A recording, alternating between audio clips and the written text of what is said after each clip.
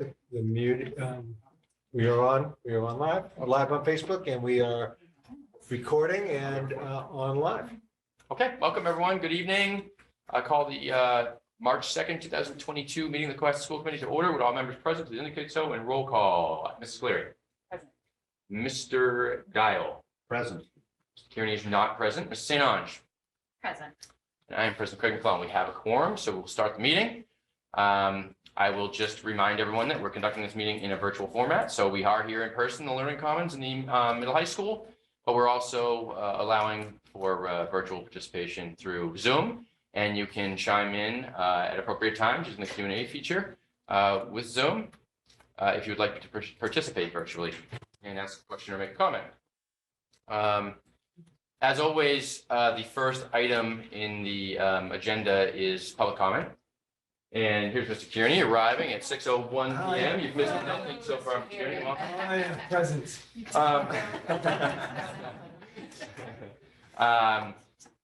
I just want to sort of review the rules with regards to public comment and our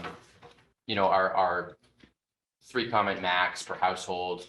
Because there's been confusion. I think, it makes sense. Like, not everyone is seeing every meeting. And I say this every meeting, so it may be repetitive for some, but I want to sort of review the rules that we've tried to implement in an effort to streamline these meetings, make them as efficient as possible, while still giving everyone an appropriate time to be heard. What we have done towards the beginning of this year, the school year, was we implemented a 3 comment maximum per household with regards to any topic, whether it's public comment or whether you're asking questions about a agenda item. And the purpose of that is to obviously give everyone an opportunity to voice concerns or ask questions and even follow-up questions, but to put a ceiling on that so that, we don't have 1 or 2 or even 5 members of the community sort of taking up an inordinate amount of time in a community meeting. A comment is any thought, any response, any follow-up, any question. So it's any time that you have stopped speaking and then you speak again in response to something that Dr. Sullivan might have said or whoever you're addressing. It can take any form. So people just need to understand that. And I think a lot of people have, and there's some regular viewers that that know that we're keeping track of it. And it's not meant to impose some, undue restriction on anyone. It's just, we have to keep these meetings moving. And I think that anyone who's watched them over especially the last 2 years, know that they go on for a long time. So that's what we've tried to do. With regards to public comment, this is the opportunity for members of the community to ask questions or raise comments or points of concern about something that's not on the agenda. And so every single meeting provides that opportunity, and it doesn't matter what the thought or concern is, you can raise it. And in fact, many school committees really do not respond to public comment. It's an opportunity for a member of the community to raise an issue for perhaps a future agenda item. Our school committee not commenting on the merits of the decision or the procedure, and that may shift once I'm no longer in this role. But what this particular committee has tried to do is encourage participation by engaging a little bit in the public comments, even though that we're not obligated to. And in fact, I think some people would think it's improper. But, I really think that from my perspective, if I showed up at a school committee meeting and I made a comment and then the response was thank you and they moved on, it would be a little bit frustrating and it would be sort of disincentivize me from participating. So I'd want at least some sort of initial reaction. And then, of course, it's appropriate for us to say, look, that, it's a good idea. These are initial thoughts, but we're going to put it on the agenda for another meeting because it's not on the agenda. So people that might be interested in that issue may not have tuned in because they didn't know we were even discussing it. So it's sort of that balance between ensuring that everyone feels that they have an opportunity to be heard and that we're being receptive and responsive, but also not getting too deep into things when it's not on the agenda. With regard to public comment, as those concerns and comments are not related to an agenda item, we won't revisit. So if you're late to the meeting, we just won't go back in time to that point because we've already started the agenda. And so if your comment, you've chimed in virtually, or if you show up late and you want to ask something about, an agenda item or something, that's not on the agenda, and we're already in midst of the meeting, it's not going to be proper procedure for us to go back in time and address that. So we'll just ask you to hold on to that thought, or like you always can on any issue, and anyone can do this, reach out to any one of us on the school committee, or Dr. Sullivan, or Dr. Scollins, or Mr. Wonka, or anyone, Principal Sullivan, anyone, and your building principals, your teachers. And, you know, that thought can get to us even outside of a meeting, and perhaps it can be put on for agenda at the following meeting. You don't necessarily have to wait to the next meeting. So those are just some thoughts that I wanted to share at the outset of this particular meeting. And with all of that said, we'll give everyone a few seconds if they already haven't taken advantage of that while I was talking. Okay, and it doesn't look like, I think we have just staff members in the audience. So doesn't look like we have any public comment. Not just. Outstanding staff member. Well, I mean, I know. I mean, you know, not trying to diminish I know efforts here. I do. Right. So apologies. Happy to have you as always.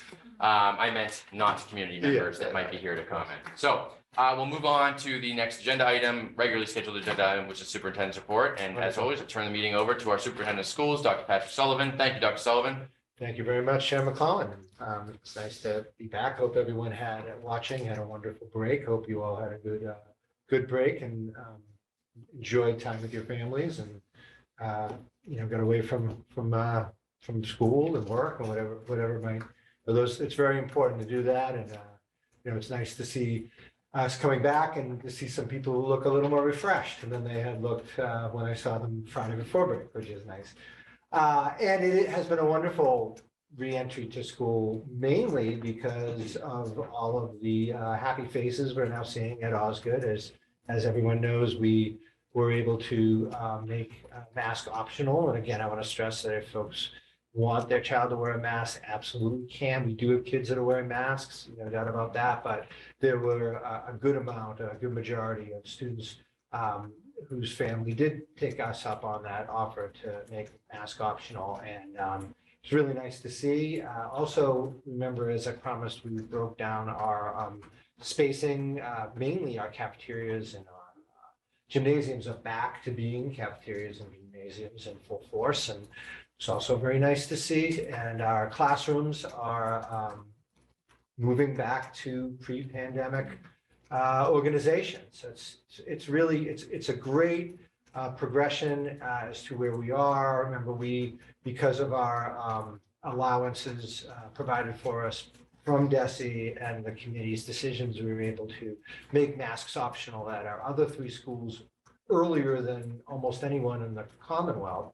But it's nice to see everyone in our district with that opportunity, students, staff, and visitors who now have the option to come in. And the sort of last piece in that masking puzzle we're going to talk about today a bit, and that's a separate agenda item. But that's been really good. And before I turn it over to Mercedes, it's really nice to see you at the table. It was Chair McClellan's idea. What a great idea! Like, why wouldn't we have you at the table? But we have Mercedes, our student liaison to the school committee, who will be updating on things from a student perspective as we kind of hit an important stage for kids, now through, I always feel like February through April break is really important academically to keep going. It's a tough time. And, wherever you are in your year, it's a chance to make sure that you continue the good momentum if you're doing really well. And if you haven't succeeded to the level that you wanted to succeed, it's a great opportunity to turn things around. So it's a really important time for students. And I know our staff is very much aware of that. I do want to just preview something that I'm going to be bringing up next meeting. And I wanted to, as we typically do, socialize it a little bit now without any major discussion, but just to prepare folks for this for next meeting. The calendar is typically something that we vote on around now. It's usually around March or February, March area for the following year. This year, I'm going to recommend, and I've consulted with the CTA on this too. I'm going to make a recommendation that we strongly consider a pre-Labor Day start for our students. and our staff. And I know that that's something, from what I understand, although I feel like I've been here a long time, I really haven't. I love it here, so I say that with affection, but I believe we never have started pre-Labor Day, so I know there's a tradition there.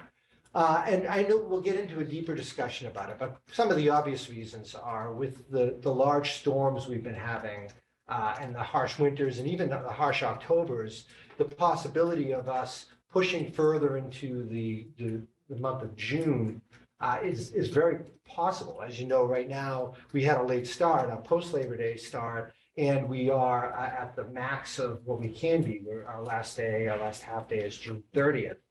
That's tough. And we can create a situation. I know there are a lot of families who take trips, and we can create a situation where we use the week before Labor Day for some staff training. And then we have Wednesday and Thursday be a student orientation, more of an orientation for our students Wednesday and Thursday, and then give the whole district Friday off. So you still have that longer weekend. It's an extra long weekend for families that do have those special trips. And I know, like everything else we've done at Cohasset, we'll discuss it as a community, and I'm sure there are some strong opinions both ways, and I look forward to hearing those. But I do plan on presenting a full calendar with that as a possibility at the next meeting. So, and I take it's not an appropriate time to have a discussion, but I just wanted to say it. I'm sure we all do, but I just want to put it out there. And we'll give the public plenty of notice that we will be discussing that at the next meeting. Yeah, just want to put it on everyone's radar. That's my goal. Put it on your radar, okay? So now that's put on the radar, I will turn it over, the update from a student's perspective to our amazing student liaison, Mercedes O'Neill. Mercedes. Thank you. There's not much to update on since we've only been in school since 3 days. But as you mentioned, we're back to eating in the cafeteria. All the tables are in there, and it's really nice to go into the gym and see an open gym instead of a whole bunch of desks crowded in. I'm enjoying sitting at like a round table, seeing all my friends' faces, and I've talked to other students who've enjoyed that as well. So that's great. And then also on Friday, I think we're going to be having a blue and yellow day where all students wear blue and yellow in order to honor Ukraine and stuff going on with Russia. Also, there's some rumors about our semi-formal being rescheduled. I think I heard the 17th. I'm not sure. I think our the school council, they're talking about it. Okay. So we'll see where that goes.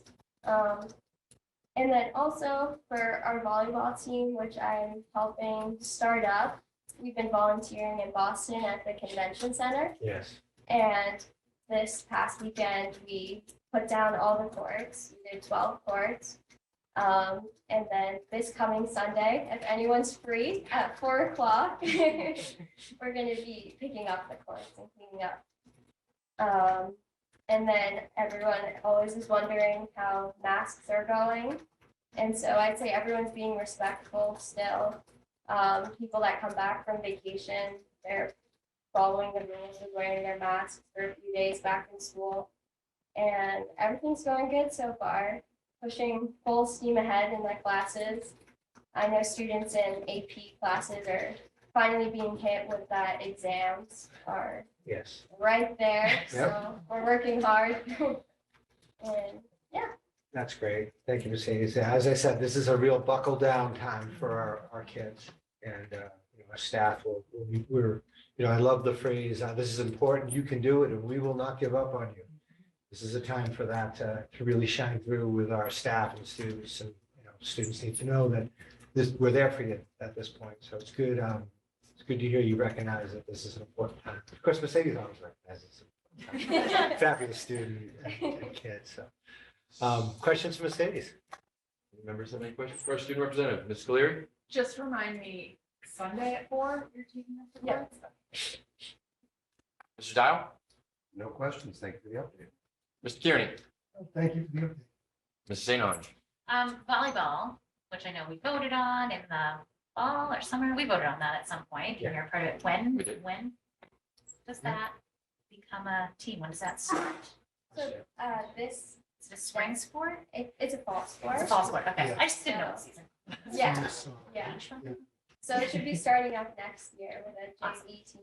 Awesome. And I think we're going to be running like an intramural volleyball this spring too. Smart. That'll be great. But some great, Ms. Soderberg and others have done really great work from a community perspective to get that running. I'm really proud of the students too, Mercedes, of course, for supporting. All right, thank you so much, Mercedes. Dr. Sullivan, can we give the Mercedes the option of leaving to go do some I homework? told you, this is the time to buckle down, so absolutely, to go. Thank you, Mercedes. Thank you. Your update as always. All right, shall I move to the, okay. So as I mentioned to the community in an email communication on Sunday, this past Friday, the Centers for Disease Control and Prevention exercised their authority to remove the requirement for masking on all public and private school buses and vans. They had that federal authority in their pocket. On Sunday, DESE, the Department of Elementary and Secondary Education, followed in suit with that and said, as they've said for many things, that that's true. You do not have to wear masks. However, we're making that a local decision. And as we always have here in Cohasset, we wanted to make sure that before we make a big decision that is going to impact students and staff, that we have a chance for community input and community conversation. So we made the determination to hold off on that relaxing of masking requirement until we've had an opportunity to hear from the families to see how they feel and that our staff, our school committee can deliberate on it. So I would ask Chair McClellan that you engage in a discussion regarding this approval from CDC and DESE and the thought it being now a local decision if masks will be optional on our school buses for students and staff. Okay, thank you, Dr. Sullivan. This obviously was done primarily to, I mean, the last building decision on masking was unanimous from the school committee, but want to make sure that everyone in the community has a chance to chime in if they should so choose. I don't know if there's anyone. So, I mean, I think probably most folks know which direction we're moving in given the recent votes. But again, we wanted to adhere to the process. We thought that was important. And we've gone to lengths to establish that process and that routine for everyone so everyone can manage expectations and have a chance to give their opinions. So it doesn't seem like anyone has any from the community. So we'll just go around, and if you have any thoughts, you can share them. I feel like we've had this conversation 17 times, but Mrs. Cleary. Definitely more than 7. My only question is whether we know how the bus drivers feel about it. I can only tell you that from maybe Sue would actually have a better idea. From what I've gathered from Ray, I think they're ready for You're it. right. Okay, yeah, that would just be my only concern. I know that they're very. Yeah. need to Well, yeah, they are, I mean, and I love that. I've always said the bus drivers they're so important. They're the first Yeah. people that so many of our students see in the morning and they're the last people that our students see leaving our schools in the afternoon. They're vital for that. So, and they are very protective of our kids, which I really respect. But my sense is like everyone else, we recognize that this is where we are. And if the guidance has been given, I think they're comfortable. Any other feedback? I haven't Sue's heard- much more I involved. haven't heard any other feedback, other than what you're saying. I mean, I think they're ready, they know what's coming, and they've been asking when it's gonna happen. It's just one more thing that they don't have to police, Yeah. Right. because they've got to make sure before anyone gets on, that they're wearing a mask, so. Okay, that was my only concern. Thank you, Mrs. Cleary. Mr. Tile? Seems like a logical extension of our guidance to me, so nothing further from me. Thank you, Mr. Tile. Mr. Kearney? Mrs. Cleary, thank you. That's great. That's what I would ask. Drivers. Mr. Kearney, thank you. Ms. St. Ange? Actually, I have the same question. I just think, families are already making decisions, and the bus drivers are the ones who are new to this scenario, so if they're ready, I think it makes sense to follow the guidance. For the record, I care about the bus drivers. too. I see a headline coming. All right, Mrs. Cleary, are there any other comments? Put that in a minute. Okay, I have just a thought on this. yes. Before you make a motion, a couple of thoughts. Mhm. One is that I think it's important that students consider bringing a mask to school. Okay, I think this for a couple of reasons. There may be situations where a student would want to wear a mask. Also, we do have masks available in our nurses' offices, but remember, our nurses' offices are still mask required. So like my son really doesn't like to wear anything but his favorite mask. It's probably more dangerous than we Yeah, right. We watch it, we can, but every kid has their needs and wants. So Right. I'm just putting it out there that might be a thought for students. It's not necessarily a bad thing. The counter to that is it's hard to store it necessarily, but I do think that might be a thought that many families might want to discuss with their child and make a family decision on it. It's not that difficult to store. It's not like a puppy or something. No, you put it in the pocket, but you know how kids are. It's just, there's I feel like always a that's counter to perfect everything. Front pocket, we have a just in case mask pocket Yeah. in my kids' backpacks. I Yeah, like that, yeah, it's in a baggie labeled just in case mask. Yeah. Yeah, it's very easy to do. Keep it zipped. You're good. The other thing to consider would be the timing of it. So I actually, if there's enough time in here, I could send an email right now, because I want families to know they have that option in the morning. So if you see me doing something on my computer when there's a time, maybe when Sue or Barbara are talking, I'll be sending it. Wait, Just the staff. No. I mean, I'm just saying, as a time when we're giving updates. you gotta let's take the motion. Would that come up like I was inside? I didn't mean it.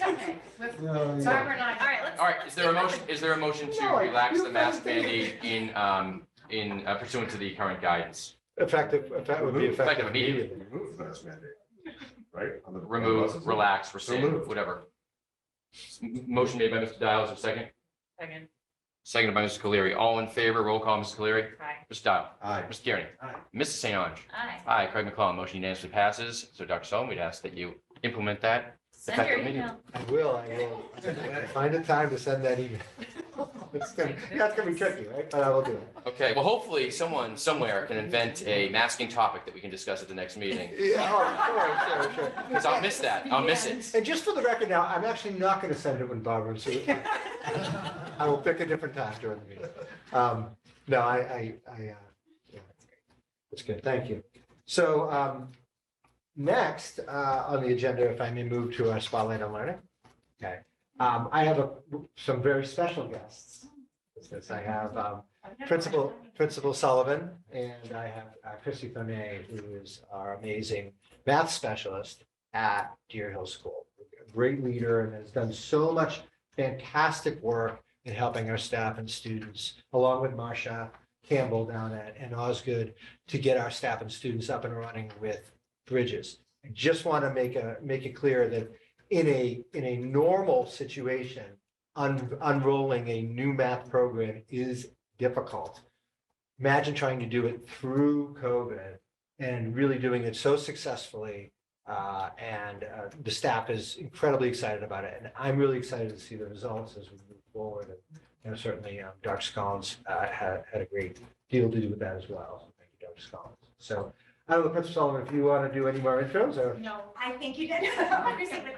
So one day on a story. Chrissy Bodak. Okay, Chrissy, just give me a moment to get the, I'll introduce myself. Although I guess that was already done. So for people that don't know me, my name is Chrissy Bodak. I'm the math specialist at Deer Hill School, and I'm thrilled to be here because honestly, also, some of you know me a little tighter than others. I love this program. I'm thrilled that we adopted it. I think it was such a great move on our part. When Alex asked me to come and speak about the program, she did say she wanted me to spotlight one part of it. So tonight, I'm going to really talk about something called workplaces, which is a portion of the program. On Friday, if you're so inclined, I'm going to be doing a deeper dive for the Deer Hill School PDSO, if you want to come and see that. So I'm really today going to be talking specifically about workplaces, which is a part of it. Dr. Sullivan, right That's a I t-shirt. am, yes, I'm very slow on that. But I guess while we're waiting, it would be interesting to hear if anyone's been in a classroom where they saw a Bridges lesson happening. I know a couple of you have through walkthroughs. If there's anyone that has like some takeaways that they, not to put you on the spot, but if you have anyone who has a takeaway, they've been in a classroom, they saw a Bridges lesson, they saw part of a Bridges lesson, what are some of the things that you saw or took away from? I don't know you all. But I know other people have been there too. Yeah, no, I think the thing that has struck me most is the depth for which the students talk about numbers and concepts, and it just shows what our students are capable of. I think the engagement is extremely high. It is a very laborious program from a teaching perspective, but even the teachers will acknowledge that, but the payoff from it is amazing.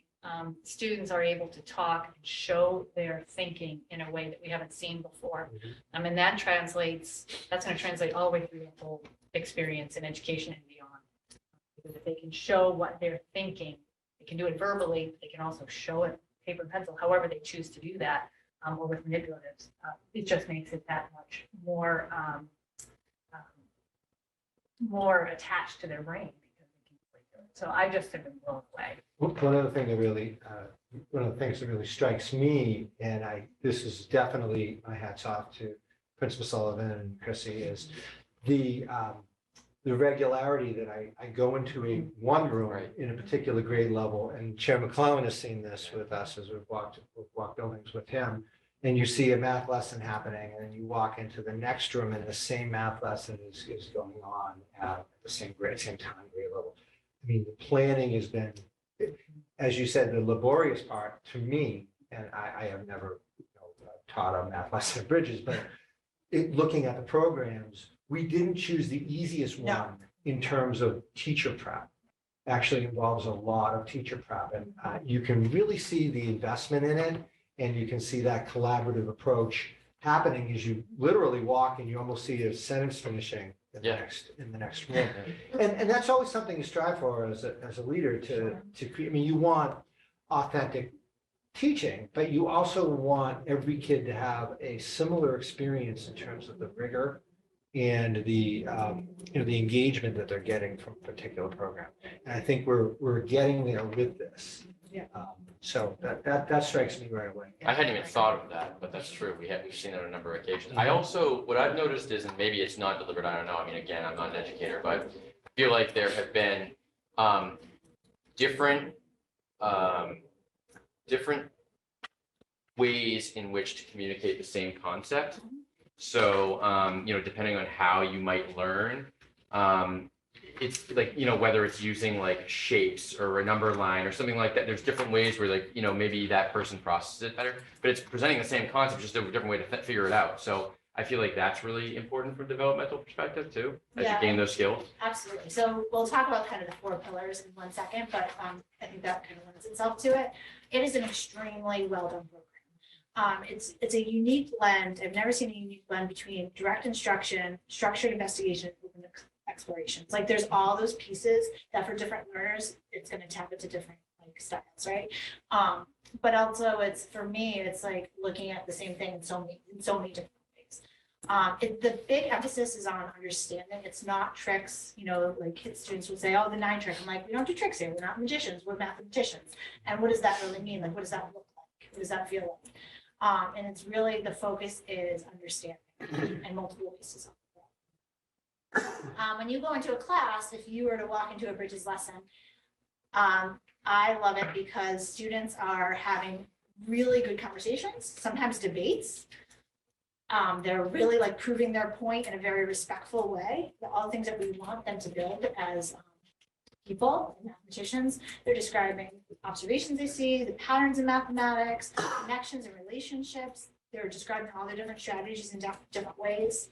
One of the videos that's not going to play tonight is a little girl describing her, it's from Ms. Moser's class, a 4th grader describing why she loves workplaces. And what she basically says is, hey, I love listening to my friend because that's a different way and I didn't see it that way. And now I have something else. Like now I have another way. So it's a really powerful, deep program. Now, I'm not going to talk about the whole program tonight because Alex asked me to really just spotlight one portion of it. So the 4 pillars, I like to call them 4 pillars, the 4 parts to the program look like this. Each of them I could talk about for a good day and a half, but I won't do that. So each of them has their own reason it's so valuable, and together those 4 pieces make it the strong program. Parts of it, like problems and investigations, you can imagine that's like they throw out ideas and it's like an open exploration, and kids are trying to understand things. Problem strings, kids are trying to connect the pattern between mathematics. So there's different pieces to the program that when all put together, it makes it extremely powerful. But we're gonna have fun with workplaces. So I don't know if you can see the pictures up there. Yep. But this is workplaces, something called workplaces in action. Workplaces are done about 2 times a week. In a given math block, it might be 20 or 30 minutes. So it's not the only thing that happens in a math block, but it's a portion of the math block. Can anyone see what's happening in it, in some of them that could like just call out like, hey, I noticed this from the picture. Hey, I noticed that from the picture. Ashton might be like, hey, I noticed my daughter. in the I noticed picture. Who misses you? You can see the collaboration piece, it's got, you know, small groups of students. Using like tools, like props or, whatever you want to Yep. call them. Yeah, so that's exactly it. Workplaces is like that collaborative, hands-on part of the program where kids are really exploring mathematics while reinforcing skills. So this is something that happens, like I said, about 2 times a week, maybe 3, depends on the week. And they're basically, the workplaces are designed to really push kids thinking, to think flexibly, and to be strategic in thinking. And I'll show you that in a second when we actually play it. The other thing that's cool is about workplaces is that they are experiences that they do again and again and again, meaning you introduce a workplace, you play it like teacher versus students, and then it gets put in the rotation. So at any given time in a classroom, there's between 4 and 6 workplaces in rotation. So sometimes you're told, hey, you're doing this workplace today. And then sometimes it's, hey, today's a free choice workplace day. You get to pick which workplace you feel like is like best suited for where you need to be. And I think there's a lot of power in that. You know, we're teaching kids to be part of their learning. We're teaching them, hey, this is an area that I need like work in. I'm going to go to that. I'm going to go to that workplace. That's right. And that's like a lot of conversation that happens, right? You got to be part of your learning. So that is kind of the structure. So I interviewed a couple of 3rd, 4th, and 5th graders to see their perspective on workplaces. And I just asked them, like, what do you be like about for workplaces? And the 3rd grader was so cute. He's like, it's just fun. It's just fun. I was like, okay. Like picking my workplaces. Karen, it was a neat quote because she was like, another part about workplaces is that it's at your own comfort level, meaning all of the workplaces are accessible, but depending on where you are in that skill level, it's like naturally differentiated. Like you can naturally differentiate the game for yourself. And so when she was talking about that, her comfort level means like I can push myself and I'm always feeling like in the comfort zone. And then my 5th grade friend Matt was like, you get to play with games. That's cool. The video. I'm with Matt. You and Matt could be friends.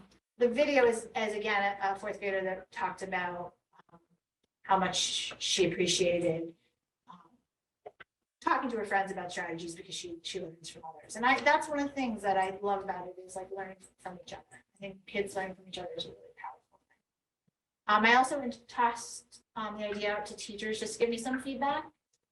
And when I read this, I just want you to like think of what phrase pops out at you. If something pops out at me, and I'm just wondering what pops out at you. So this is from Cara DeSalvo, she's a 3rd grade teacher, do you know? My 3rd grade class really enjoys workplaces in the Math on the Bridges program.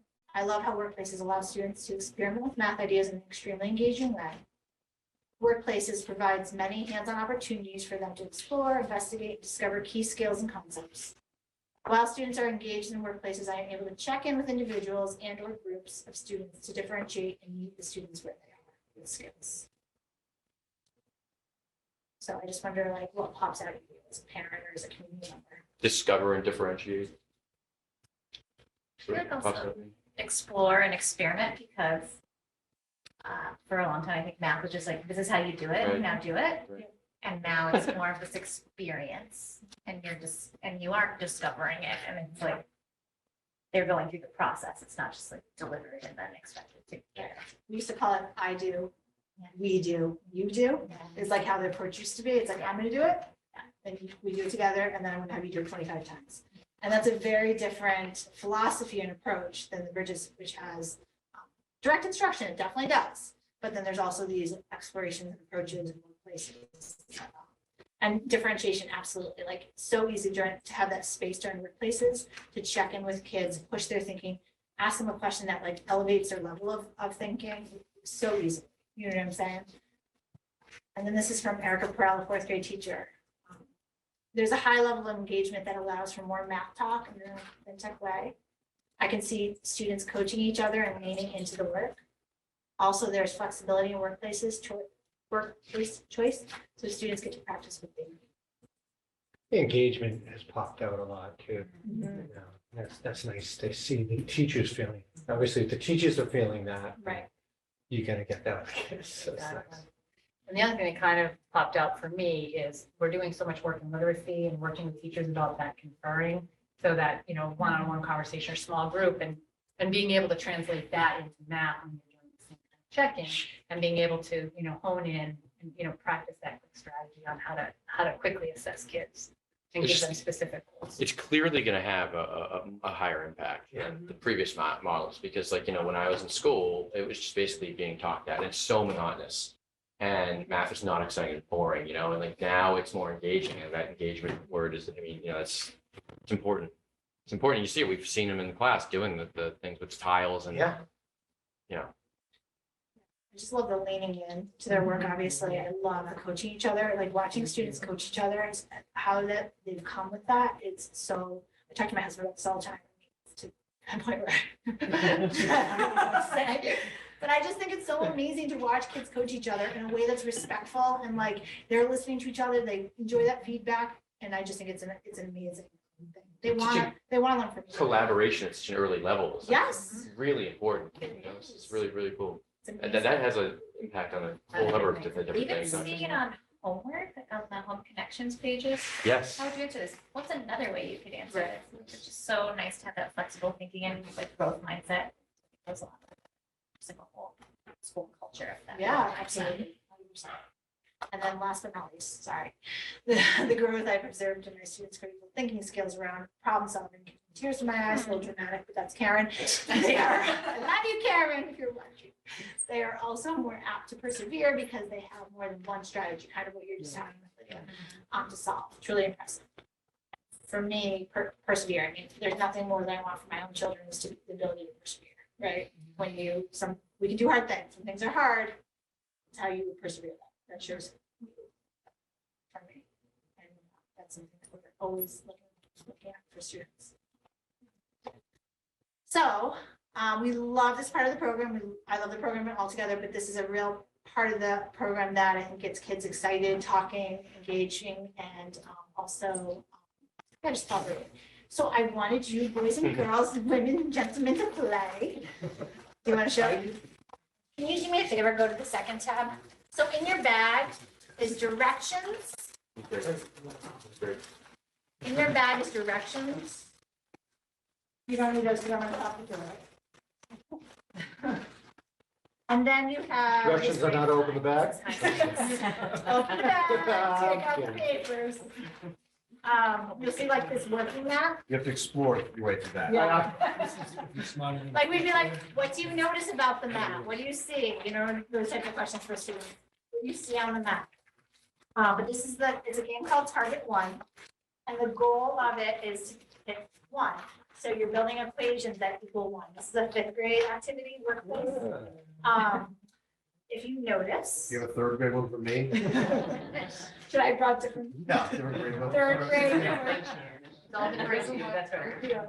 Yeah. You'll notice on the left or on your map, there is a whole number. And then on the right, there's a Fraction. Fraction. You're multiplying the I'm numbers crushing by this. You're crushing this. Whole numbers by a fraction. And the goal is to build a number or an equation, excuse me, as close to one as possible. Ah. So can you flip 5 cards? Which- These So are- we'll do it up here first, then I'll Oh, have I the thought screen. the shoes are remember. You Click, click, You want click this where one it's- click where it next says I was like, click. where's the one? click there. Here's the one. What am I doing here? I just want to make sure. Just click pick, Like the Oh, I word see. pick. and then drag it off to the side. You're gonna do that 5 times. What do you want, just off the Yep, right, side? that's fine, yeah, that's fine. Pressure. I didn't have to figure out the math. This is yeah. Very discombobulating for me. So those are your 5 cards. It's a lot of pressure for you, Pat. It's a lot. Especially as a superintendent, you gotta get this right.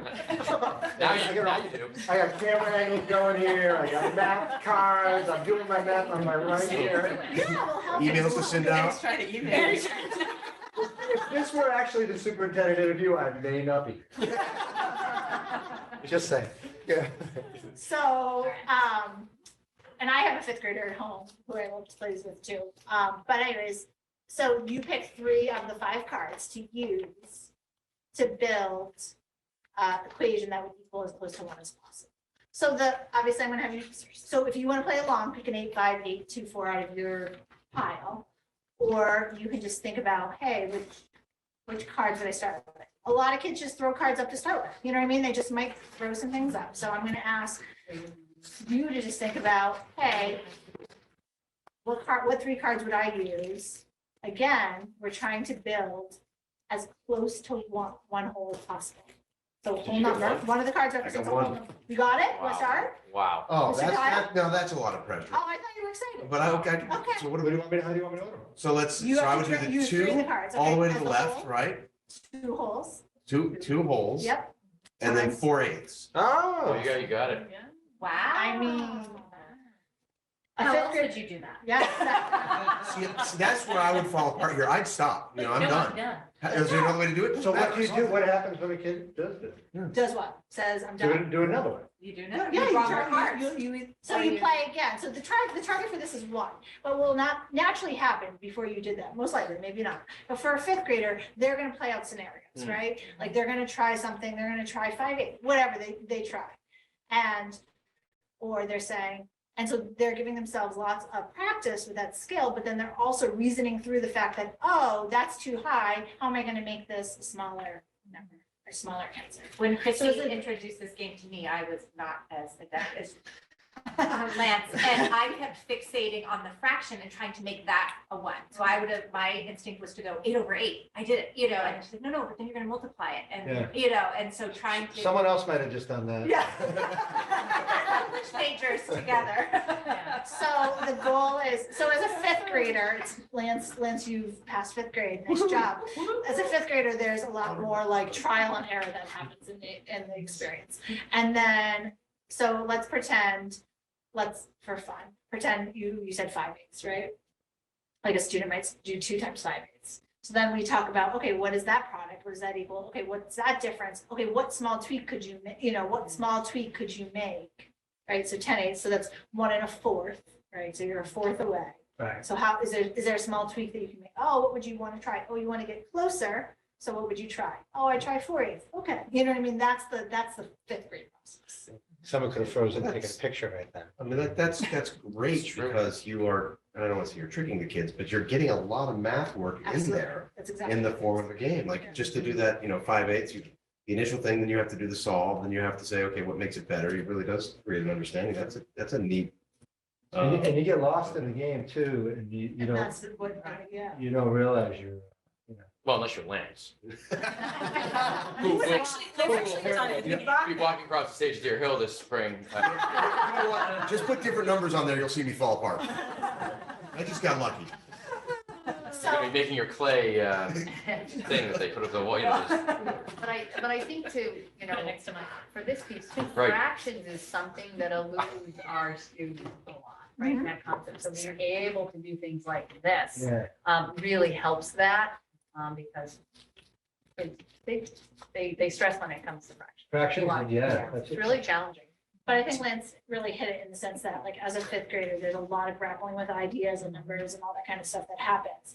You got it obviously as an adult very quickly, but a fifth grader, imagine a 10-year-old, there's a lot more grappling that happens, a lot more conversation of like, okay, how can we get even closer? Oh, that, and the playing of math, the learning that happens during the playing is the magic, how I see the magic. And this is just one of in a school year, there's about 30 different workplaces that a student might experience, and a student can play it, over and over. It's in their bucket. They can go to if they feel like that's something that's like they're working. It's very cool. So this is, like I said, one part of the program. It's 20 minutes, about 20 to 30 minutes, 2 to 3 times a week. There's many other pieces to the program that makes it amazing. But I just wanted to highlight this because it is super fun. It's a super fun part. Yeah. It's a part that my own school, like, I wish, all schools have this component, because I just think it makes math so much more fun. Yeah, I wish my own kids who go to Exactly, that's what I. nearby Same, district same. were doing this. I think the teachers on the committee were, and all the teachers were so brave when we were going through this process to choose this. And then I can't say enough about, Chrissy and Marcia and the teachers and the principals that, implementing this during a pandemic was just what wouldn't have been something that we would have chose to do. But I'm really happy we did, because we're seeing things that we're just seeing such great math skills coming out of it. So I'm so thrilled. Yeah. And like I said, a deeper dive is gonna happen Friday at the PSO. What time is that at? What time is that? 9:30. 9:30. In Chrissy's room. In your room? Yeah, so we're just gonna dive a little bit deeper into the different parts of it. Great. Well, thank you. Hey, hold on, let's see if anyone has any questions. Oh. It may, You might not be done yet. Ms. Clear, you have any questions? I don't. Thank you very much. Really enjoyed it. I'm so excited. Totally really enjoying the business experience. So I can say that in our house, we are reaping the benefits of it. Great, Mr. Dial? Nothing specific. I know that, Grayson, if you're watching, we're doing this when we get home. But this seems like a great program. He stays up And, till 11:30. Yeah. Tonight, our fraction, try and get as close to as we can. But I want to say something slightly askew. We are lucky to have you. This is a fantastic presentation. Your passion for this really comes through. The way that you're teaching it to us shows that you've got natural skills in this. So I'm really excited about the program. I just wanted to pass on that this was a great experience for us as learners on your end. So thank you. Thank you, Mr. Dial. Mr. Kearney? I just love the student coaching aspect. I see it in my coaching kids playing basketball. They're at a point where when they come off the court, I'm like, what are we doing wrong?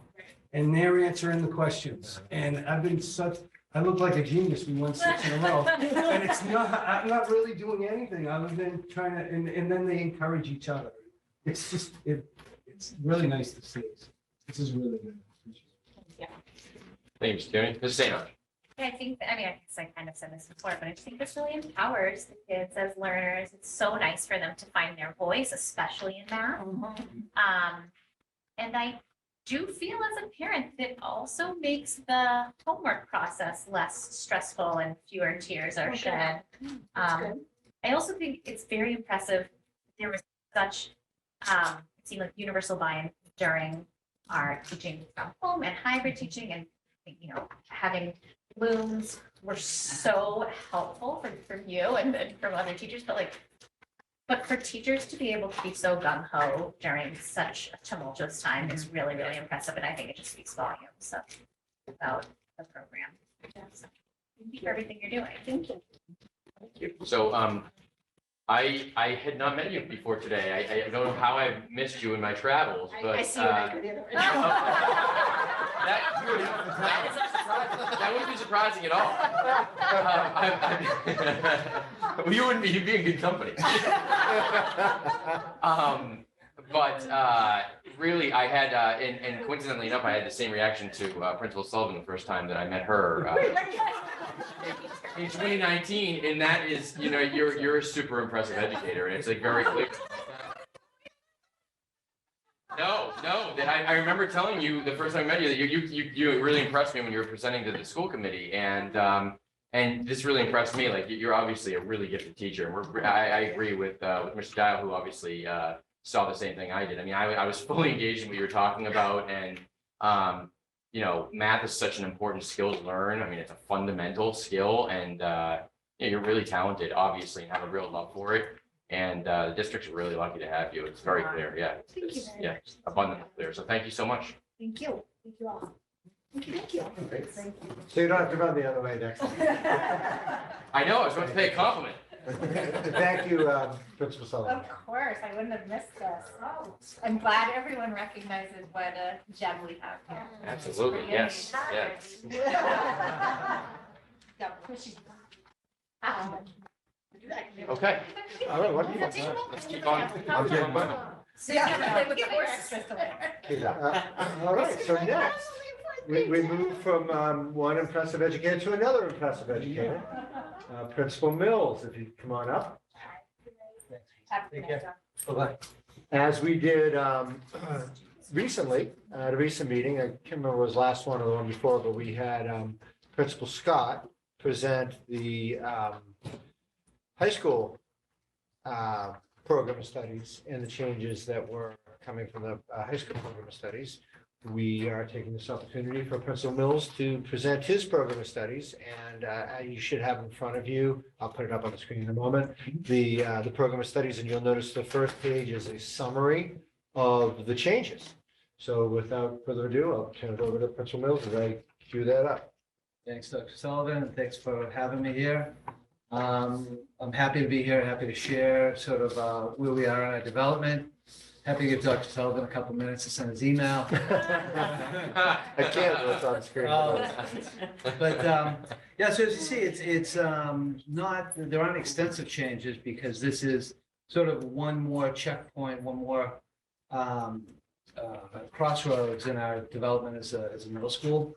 And the changes that are reflected really come about because of the work that this committee has allowed us to do through the budgeting process last year and as we plan for next year as well. So the first change was pages 15 and 16. They introduced literacy courses that we've never had before.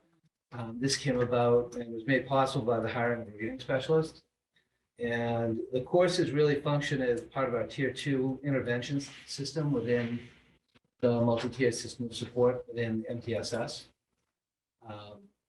After looking at data, whether it's standardized assessment data like MCAS or benchmark data like iReady, as well as teacher recommendations, we were able to identify students that would benefit from reading support, and they were placed in these literacy classes by grade level. The course descriptions describe that. They work, for instance, this past term, Ms. O'Mara in the literacy classes, what they did is they pre-read the novels that were being read in the ELA classes.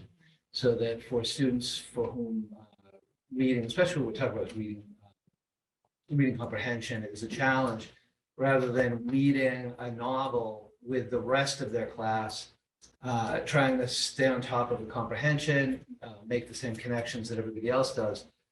This literacy course, they pre-read the novels, either the whole novel or pieces, and the teacher is able to focus on certain, important parts of the plot and kind of allow the kids to discuss and process.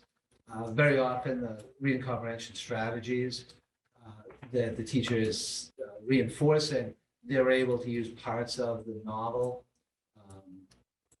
to sort of work on the strategies, highlight them. And then overall, the kids are able to re-enter their ELA class or enter their ELA class, having some background in the novel, a chance to practice strategies. And so far, it's gone very well. I know when I'm in there, the kids really enjoy the teacher. They seem to, when they get to ELA, they feel much more confident in sharing their insights into the novel. So far, it's been great. And because last year's program of studies, we didn't have the specialist on board, we didn't have benchmark assessment in the form of iReady, in place. This, after we sort of built it, this describes the course that we're able to run this year. For those students that are in the literacy course, is that in lieu of the LA course? Oh, it's on top. On Yeah. top of? And they end up coming out of one of their specials. Okay. And because some of our specials have an alternating system where you might have a week and a half of music and a week and a half of wellness or something like that, we take advantage of it. So they work for, the week and a half with the reading specialist and then leave, go back to the special for the other week and a half. So we're trying to minimize the amount of time the kids are missing the rest of the curriculum, but at the same time, if we don't, start to provide some of these supports and help some of these kids that have been with us a year or two, this, for some kids, they might be in their third year at the middle school. This is the first chance they've had to get reading support, maybe since they were Deer Hill. So if it means that we do have to give up a little bit of the specialist curriculum, it's for a better cause. It helps with and I see it with the kids, that as they get more confident in using some of these reading strategies, they're able to better unlock the content when they go not only to ELA, but to science and social studies and everything else. And I was imagining it's not a full year. They're in for a time while they get support, then come and then switch back to a more normal schedule. Based on assessment, if because it's a tiered system. So if we get to a place where a student, is demonstrating, consistently the ability to use the strategies, then they would just re-enter their schedule and those assessments, are done throughout the year and each year. So beginning this year, so that if they, after the summer, if they re-enter next year as a 7th or 8th grader and they maybe slide back a little bit, we'd be able to pick them up and offer them the same support. Right? Yep. So those are the literacy courses. Number 2 is digital literacy and computer science. Really, it's a content section. And this came about because of the support for our budget last year that allowed us to add a an instructional technology support person who's been absolutely outstanding. She spends half her time supporting the faculties of both the high school and middle school. The other half, she teaches a course called Digital Literacy. We created, it was in last year's program of studies, again this year. Next year, the plan is to add a robotics course, a robotics and coding course. At this point, instead of these courses simply lying as part of the science area or the math content area, we decided that we would identify it as its own content section within the program of studies. And it's the 2 courses, and they make up a neat opportunity for kids as they enter the middle school. Part of the middle school action plan several years ago that established the school, one of the 10 goals was for us to create ways for students to have choice in their courses, for a way to add electives without completely getting rid of abandoning our schedule. We were able to do this with these digital courses by just creating choice. So kids now, as they enter 6th or 7th grade, they have a choice between art and digital literacy and computer science, which is teaches sort of more basic coding, which is a form of creativity and certainly literacy. If a 6th grader, say, takes that course, when they go into 7th, they have art, but they actually, beginning next year, would have a choice between art or robotics. So essentially the track now, kids are going to be able to steer their boat between digital literacy, robotics, once they get to be a 7th or 8th grader, and art. Kids will have the opportunity to have 3 years of art if they really love art and they're not as excited about the technology and coding. Conversely, the student that really does love that, they'll have a chance to take 2 of those, plus they still get the traditional art class. So I think we've collectively with the faculty, we've created a way to institute student choice without abandoning critical parts of the curriculum. So that's the second piece, and that's we're really excited about that. We spent a lot of time as with Dr. Scollins and the technology folks looking at for robotics curriculum for next year, and we're excited that we'll be able to offer that to 7th or 8th graders. The focus really will be to start to learn coding. And a lot of our kids come to us knowing coding. With the 6th or 7th grade digital literacy, they were able to learn and practice and get very good at block coding. And then the goal will be for them to be able to do text-based coding. The students that are interested as they go off to the high school, and I know the high school, you would know Mr. Scott, they're working on creating their own track of courses that would allow kids to continue to develop their knowledge of coding. You can really see this start to develop, like from the middle out and down, and this is what our goal is. To create this. Right, and now they're currently working at looking at the elementary level, because there is computers in, at the elementary level, there's coding and all sorts of other things And happening. robotics. So robotics, Well, right? Many of the So- enrichment offerings where they are. Right, so that's what Lisa Radin is doing with the group and really creating that alignment. But one of the pieces I love that you mentioned is that often when you see a robotics course in middle school, it's really focused on the design and engineering process heavily, which is important. But a lot of those classes end up building the robot more and not really focusing on the coding that is, I think, paramount to, to where we are in the world right now. So I think it's just a great skill. I like that they're getting more of an equal share of it, from what I understand from the curriculum. Yeah, that was, as we worked as a committee to identify the robotics curriculum, that was what I say as a committee, Lisa Radin, Dr. Scollins, Cassie O'Brien, the tech integrationist from the elementary, Adam Sasso, computer and technology teacher at high school, and then Lindsay Kay, who was the tech integrationist for the middle and high school. We had certain priorities, and one was that we wanted to make sure that, and this was very important to us, that we weren't going to develop a coding course that 2 or 3 years down the road was going to be really only interesting for boys. And we looked at a lot of the research and those sorts of, like, I use the name Legos, a lot of Legos and VEX-based robotics tend to be more interesting for boys and not so much for girls as you build different rovers and aggressive, like, fighting things.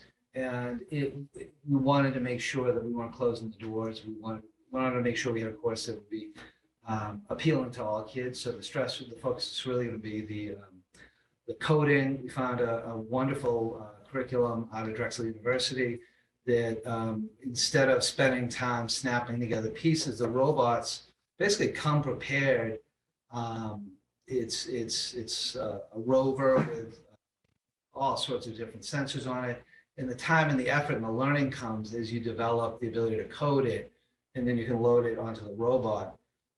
The other advantage is that instead of buying a kit of anybody that's bought Legos for their kids, it's always surprising how expensive it is and how many pieces there are. And that's what some of these robotics curricula consist of. The one that we chose, though, you're buying the robots, you're not having to assemble them.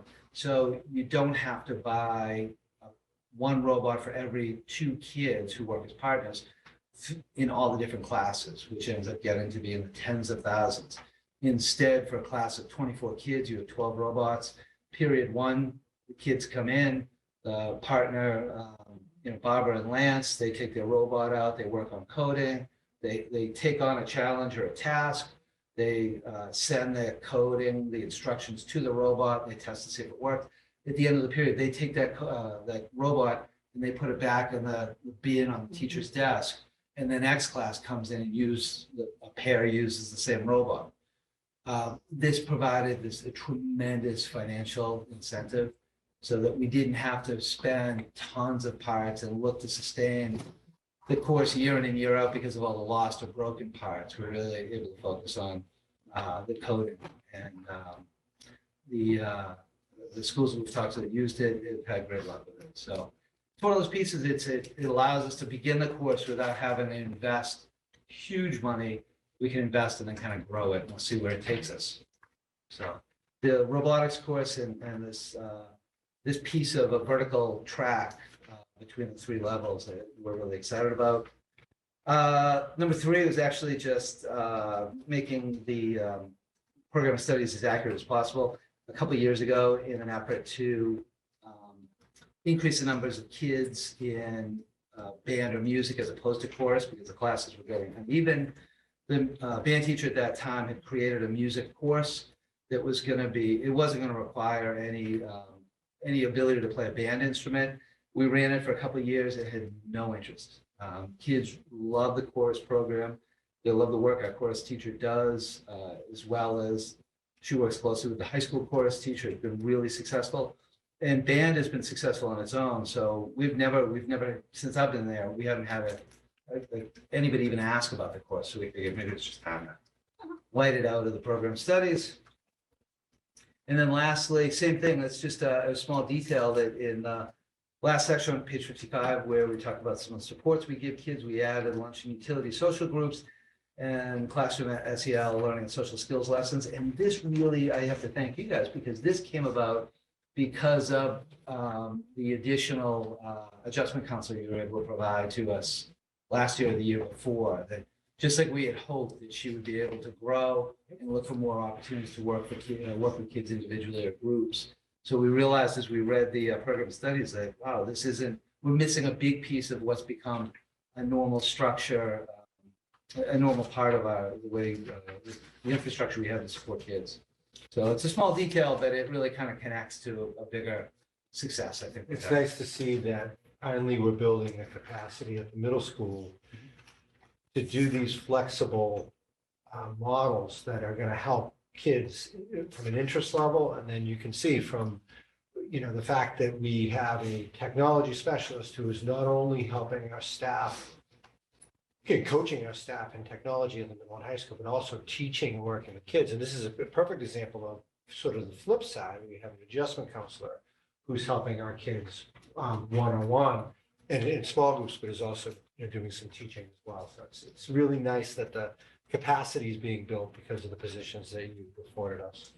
Yeah. And the other piece is that the robotics course, in case anybody asked, we're not looking to hire a robotics teacher because at this point, as the big group of 8th graders move into 9th, I have a wonderful math science certified teacher, and it's a 1.0 that I'll be able to redeploy into this role. So we're able to grow this part of the curriculum without having to add additional people or over-invest in technology, because we did our due diligence and I think we have a really good curriculum.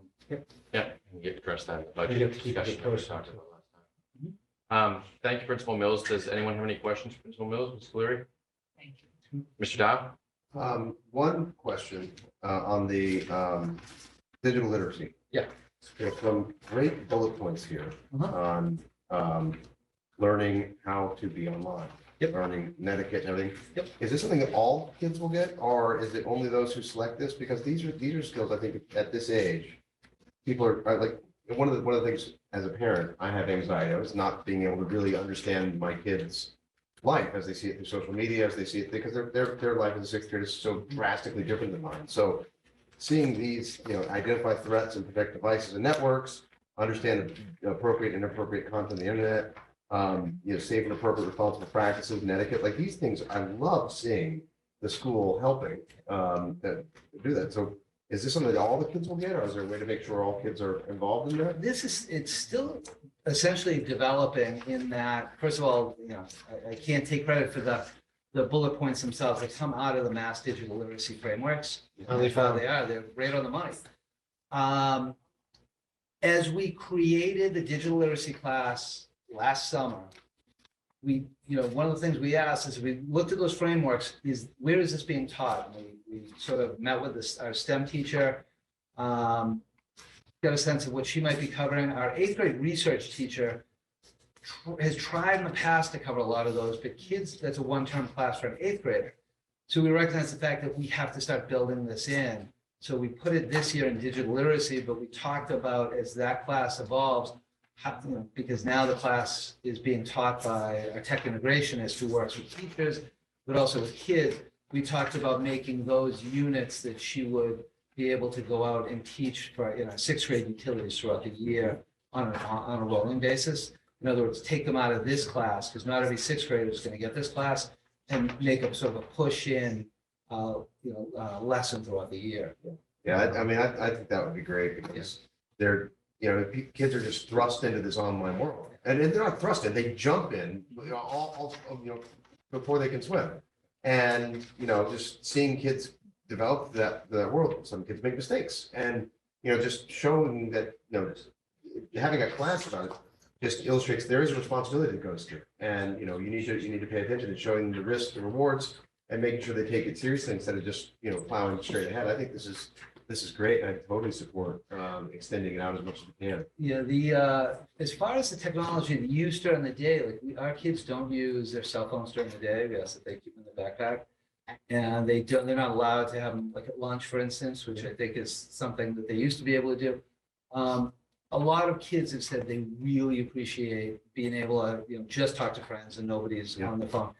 What I do recognize is as much success as we've had in keeping them in the moment, keeping them focused on, their environment, the people around them, we're not necessarily teaching them how to get control of that. So when they leave, I walk out to the buses with them every day. As soon as they get out the door, the phones come right out there. Somehow they've got like the ability to like vision through the top of their head, but they never walk. I'm always like, watch out for that, watch out, don't walk out. But they seem to be fine. I think that's one of the pieces we have to do because we're not teaching them we're saying keep it away for the day, but we're maybe not teaching them how to control those urges. So, but thank you. Yeah, we're in the same place and we see it too. But like I say, this year the goal was this year, next year. Let's keep it in this class and then let's kind of grow it out as this class develops. Well, I love the attention on that because I think it's a need that I didn't think I really thought about it until I saw like identifying cyberbullying and how to deal with cyberbullying. That's a great thing to be talking to sixth graders about because it's I mean each parent is going to want to help, but having a formal thinking people addressing that is going to be really helpful. Yeah, I agree. We hired Lindsay Kay as our tech integrationist. She's a wonderful educator, but really progressive thinker when it comes to technology and how it affects our labs. So I know she's going to do great stuff. Thank you. Thanks so much, Mr. Gary. I think this is a great job. I think it's great. And especially the robotic program, to see that we'll be proactive using 7th grade, 8th, and then involving 9th to go into high school. It's great. I know there's a cost there too, because some of the other programs in other towns have a lot more resources than we do when it comes to robotics. I know that. I've heard that. Yeah, we do have we have a really active robotics club, a Lego robotics club after school from the middle school and high school. The kids, pay dues, but I'm looking for the right word, to be part of it. It is expensive. And like I said, we wanted to create a robotics and coding program that would like anybody that had interest, they'd be able to be in it. So we weren't worried about it, only being so big, or can we sustain it year in and year out? We wanted to make sure it was a good entrance point for anybody who had curiosity or maybe some experience with it. That robotics club actually competed. Yes. A couple weeks ago. I'll highlight that, and they did very well. I'll highlight that in my newsletters. Yeah, I heard it. That's great. That's great. And what do you see as far as the future? What do you see, like, what kind of funding would you need to expand this program? Is there a special, I know we got classrooms for it, but is there special robotic stuff that needs to be bought other than trading off the robotics? The company that we're working with, they have the Explorer that we have is a great entrance, and it's great for our grade span 6 to 8. Down the road, maybe we'd look for opportunities to have a more advanced a more advanced coding class for our kids who are really into it. And there are things like a prosthetic or drones that are codable. Those end up being a good investment, but the ability to put your really almost abstract coding into a machine and then watch it either perform some sort of job or something, in the case of a prosthetic, or actually like fly through the air, I think it'd be huge. So I think that for that particular class, that would be probably the next level. And maybe we'd approach it through a grant and run it as a summer program. And if it grows, then sort of grow it into an additional offer. Also, too, as we talk about math specialists. Mhm. Can you Keep tell talking us about how that. important that is? It's Just huge. because we're going through funding now and Yeah. really want to fight for that. So could you explain to the committee and the community? Yeah. How important that is? The good work that Emily, our reading specialist, is doing that I described with number one, the literacy course. That's been very successful. We don't have the mirror image of that for the kids that need the extra work in math. The best we could do, and I'm proud of it, is with Dr. Scollins, her work, she was able to secure a grant for us. So we're running a really modest after-school tutoring session for each grade level, but it's far too small, and we couldn't take all the kids that were interested. We're also seeing that, it both the in 7th and 8th, we have an accelerated, a grade level and an accelerated course. And, certainly there are the kids that struggle, and they struggle to get up to grade level, and we have to help them. I'd really like a math specialist who would help those kids who maybe are the next step up, but nonetheless, it's a challenge in accelerated classes, and they need some support too. So, I mean, we've got different tiers of need, and we're only going to be able to accomplish it with a full-time math interventionist to, work with our kids and our teachers. I just want you to let you know that the committee's fully committed to try to make that happen. I really hope. I mean, it's like, it's one of those things, I'm always afraid of like jinxing it. And Yeah. Is that, math teachers will see, they'll tell you, I knock on wood and cross my fingers and don't say it out loud, we'll jinx ourselves, but we're really hoping that could become a reality for next year. So am I. Thank you. I'm praying for it Yeah. too. Thank you. Thank you, Mr. Kearney. Ms. St. Ange. Excellent work. It's just so exciting to watch the middle school program develop and evolve. And many of our children will be there before we know it. And I think it's going to be a great place to be. And you're just doing amazing work.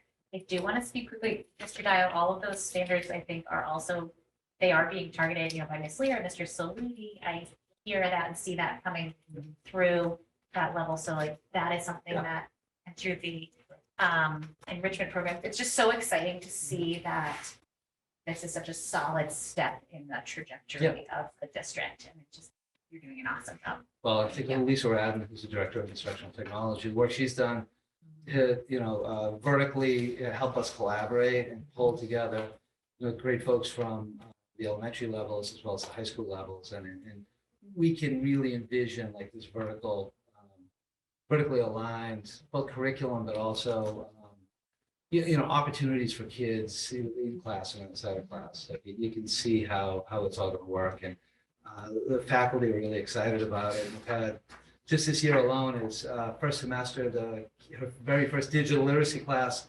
the kids really fell in love with block coding. They approached their social studies teacher, who's always willing to experiment with the curriculum. And she changed what in the past had been a jigsaw puzzle where you would learn about part of the Paleolithic people and then present to the rest of the class. She changed that around. So kids actually used Scratch to create an animated short video as part of the jigsaw puzzle to show everybody else. I mean, so you even see the teachers taking what the tech integration is doing and bringing it into the class. So it's really a high functioning system. It's a very exciting risk taking. Like that's No, that I takes love guts for that. teachers to do that. Yeah. Yep, it's nice. It's great Yeah. to see. Thank you, Ms. St. Ange. Just, I don't want to belabor because we got to move on, but this digital learning and digital literacy and computer science program, starting it in the middle school, it's illustrative of the district's leaderships, building principals, central office leaderships, sort of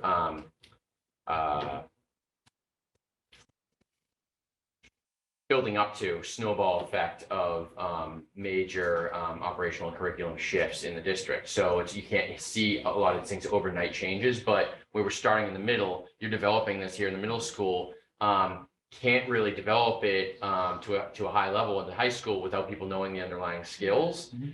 Similarly, there's nowhere for the elementary students to go with it if that program doesn't exist in the middle school. So it's sort of illustrative of one, and this is just one example that we're using the middle school to start it at, but it's illustrative of, and I want the community to realize that, ultimately, we'll have that vertical alignment throughout the entire district. It's just not something that can happen all at once, not only from a curricular or pedagogical standpoint, but also from a budgetary standpoint as well. So kind of a really important example of what the current district leadership is, the changes that they're bringing and how they're doing it. And this one was an interesting one because you typically articulate curriculum, and we're doing that vertically down. But I mean, that's the typical way. But we have pieces of digital literacy throughout the whole curriculum. So we're really pulling it together a little bit in the middle and then building capacity. And you saw from our budget changes, as you mentioned, that we're just not there yet to build out to the end, but within 3 years, we will. And It's there, it's not formalized as much as it is starting to see. it's absolutely coming. We're gonna have a very prominent and proud digital literacy track. Yeah, I think there's something to be said for having a 3 or 5 year plan as well. Absolutely. Sometimes you just can't do things overnight, but, a piece of, I think a part of it, like it said, Craig, the timing of it, I think, when I work with the technology folks, and like I mentioned, Lisa and Lindsay, and certainly Cassie at Elementary and Adam, you've got this confluence of professionals who come together, and even though they didn't know each other before this year, I've been in the room with them, and they feed off each other, they get excited, and ultimately they have like a common vision, but they quickly realize that they do have a common vision. So yeah, you have to plan it out, and it's not going to happen overnight, but it's like I say, it's just a confluence of pretty amazing educators. So, For sure, good stuff coming. for sure. Well, sort of run out of time for this part, but thank you so much, Principal Mill. No, gotta keep on moving. Yep. Oh, is there a community Yeah. question? No, we need to vote though, right? 'Cause we're- Oh, we do. Yes, thank you for reminding me. I forgot, and Principal Scott was doing it as well. Yeah, thank you. So is there a motion to approve the program of studies as presented by Principal Mills? So moved. Motion's been made by Mr. Kearney. Is there a second? Second. Seconded by Mr. Dial. All in favor? Aye. Aye. All opposed? Motion unanimously passes. Thank you, Thank Principal you, guys. Sullivan. Thank you. Thank you. Thank you for the reminder, Ms. St. Ange. Is there any? Oh, what did I call? You're Principal Mills, not Principal Sullivan. Change your gender and everything. We don't know. All right, so moving on, Dr. Sullivan, Student Absolutely. Services, Introduction to Student Services Forum. Yes, Plan? so as we've discussed somewhat, but not maybe in a formal way, we are planning a student services forum that we hope to have on May 18th. That is the date that we're sort of selecting. We'll work out those details, and I'll actually let Mrs. Sawanka talk a little bit about, because she'll be being our Director of Student Services, she will be leading the discussion that will inevitably and hopefully result in a very fruitful discussion back and forth between anybody who wants to join us. Absolutely. Mrs. give a Mrs. little Saronka, before you start, I'm so sorry. I had neglected to go to the community on the math issue. I just want to read the question in the record. Oh, I Because Mrs. Berry had asked a question about that, and we won't be able. She's going to redirect that now because I missed that, but I wanted to read it in the record, and I apologize. It's obviously missed it we too. do this so that we can have everyone participate virtually, and I blew it. So I blew it too, because it was right in me, and I apologize for the. But we also, we were solving math problems. well, we're And kind of very so excited, weeping This praise. is what happened. Tonight. Okay. Megan Berry, 11 Tad Lane. I think the Bridges is a great program, but I often struggle in helping my children with their math homework when it asks to use a certain strategy that I'm not familiar with. It would be helpful to have a parent cheat sheet that walks through the various math strategies that parents might not have learned themselves back in the day. She said that she will bring it up at the PSO meeting on Friday. Just missed it, but it's a really good point, It is. and Great feedback. because it's a new way to learn, and we learn the traditional models. I share her concerns, so something she'll, I'm sure, raise and we'll talk about. But I wanted to read it into the record because it's not fair to have someone trying to participate virtually when I say you can, and then we don't read the question in the record. So, Mrs. Berry, sorry about that, but yes, please direct your question to Deer Hill Building as well as as us if you want to have further discourse on it. I also emailed it to Alex. Oh, Yes. perfect. Excellent point, and Great. very appropriate as to where we are with the program. So I think that's, I'll And take it. if you didn't hear, Mrs. Cleary forwarded your email, forwarded your concern in an email to the math specialist and the principal at Deer Hill. So with that, sorry, Mr. Wonka, it was just something I want to make up for that mistake. So we were talking about the thoughts around where we would be coming from with the form. With the Student Services Forum, yes, so it's very exciting, potentially in May. And as I think about it, I think what would really be important is to talk about student services to the community and with the community in terms of kind of who are we? Where are we? And where are we going? And I know that in CPAC meetings this year particularly, during the presentation from the director, I actually engaged with different members of the Department of Special Education to come and do presentations. I myself in September did the basic rights presentation that we do every year. I shared that and the rest of the presentations out with the school committee last week. We had our team chairs come and present around programming and opportunities in special education at the elementary and at the secondary levels. So that took 2 of our meetings. We had another one where all of our school psychologists came together and presented on evaluation and identification and, coming into special education through an initial evaluation and how you qualify and those kinds of things. Dr. Scollins came and presented on reading and assessment. And just in our last month's meeting, we had Drs. Plummer and Bonato come and speak to anxiety and COVID and kind of where we are in this COVID world with children and school and things like that. What I really see for this forum, for not just the CPAC, but for the larger community, is to, from the special ed perspective, kind of take a compilation of all of those informative PowerPoint presentations that we have had in a really robust picture of special education in the district and be able to present that and, hear from the community about, what are their questions, what is their understanding, what can we kind of flesh out and explain and describe a little bit more. And the other piece to that is that while that is the special education perspective and is probably the majority of my position, the student services piece is another, if you will, piece of that, which is important to identify, to recognize, and to explain to folks and engage in conversations about what is that piece. And then really talk about those other areas in terms of, MTSS, as we've talked about a bit today, my role and Dr. Scollins' role in that, 504s, home hospital tutoring, and all of the other pieces, as well as some of the investigation pieces that kind of fall under student services that we engage in to really kind of meet the needs of all kids and make that clear in this forum, which would be really kind of exciting to do. And the other piece to that, some of which I'm going to explain a little bit later when it is the special education update, is that we've engaged in some independent evaluations this year due to our placement in our tiered focus monitoring cycle. But our independent evaluator, who has come out to our district, engaged with our staff around that, analyzed some of that and presented reports to us around that, also would be willing and interested in coming to the forum and speaking to some of that, which I think would be very informative for the community and show kind of where we are and where we are going.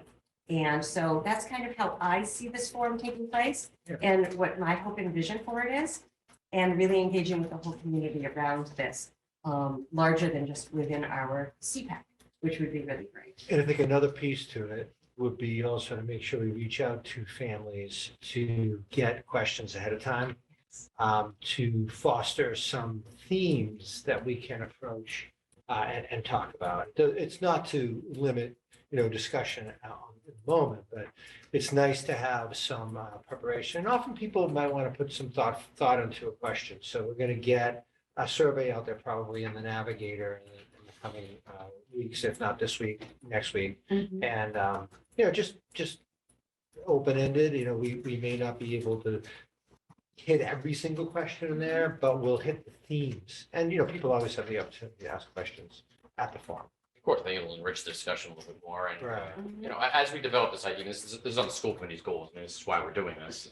This is the goal of the school committee. So we'll have more robust discussions about this within the school committees, meetings themselves. Right now, we're just sort of putting it out there. This is the general concept coming in May. And Is that amenable to the committee? I guess that's, we haven't had a chance to talk about it as a big group.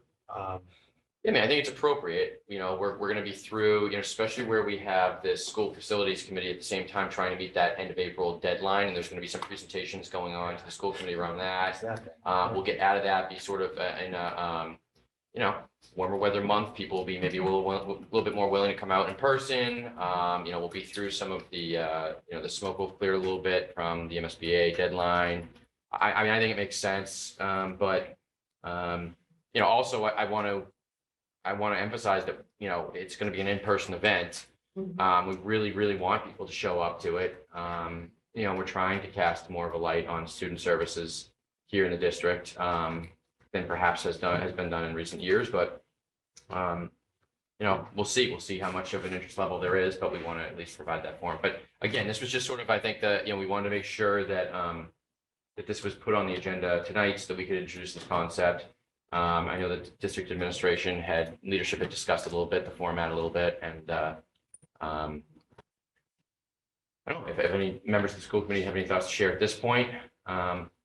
Please do. Ms. I just Schluter. have two things I would like to say. One, I want to make sure that we are, kindergarten registration happens like now, right? So we have the information for all the incoming kindergarten families. In terms of the amount of them? No, like how to find them. Contact info. So we have them on paper. They're not in our system. We don't have them in our systems, and we won't roll over our system Till July. till July. Well, but I'm just saying we should invite all of them. So, yes, I'm just trying to think of the best way to do that. We can figure out a way to do that. Yeah, we should. They wouldn't get, they're not in the system yet. Yeah, there's only a Blackboard hundred can or now. something. but Yeah. we Oh, can yeah, do that. but I think that it's important, maybe we just mail out a letter or something. Well, and maybe say- Mrs. St. Ange can use the road sign to get the road sign going again for the student service. We can, You know it. that was effective. I mean, listen, yeah. here's my point. Pratt and I. We want people I'm to not being understand I'm not what joking this either. I think that's great. student services department is Mhm. as they enter As they the enter, district. right, Yes, Yeah, I from the think that's very great. beginning. So we we just can want to figure it make out. sure those people are I included. agree. And then the other thing is that I would suggest as much as possible, including multimedia information and not just having like 6 people talk in a row. Like, I just think it's important, like if we can put together, if there's like video or something on a screen and handouts and, a way to make it more than just people talking at an audience. Engagement. Yes. Yes. I think that would be, Good points. go a long way. Good points, Mrs. Scalari. Yeah, I love the kindergarten idea. It's a good idea. Good point. Mr. Dow. One thing I would suggest as you're thinking about the concept is, obviously you want to bring in the substance, but maybe structuring it, I figured a way to structure it is more of like a how to engage with student services, what do student services do for you? And, almost like a user manual, here's how we work, and here's how to engage, and here are the trigger points where you might want to contact us, and here are the trigger points we're going to contact you, and here are the people to get involved, and here are the steps, because what I hear from people who engage from the community and who engage with student services, there's an anxiety of just being in that scenario.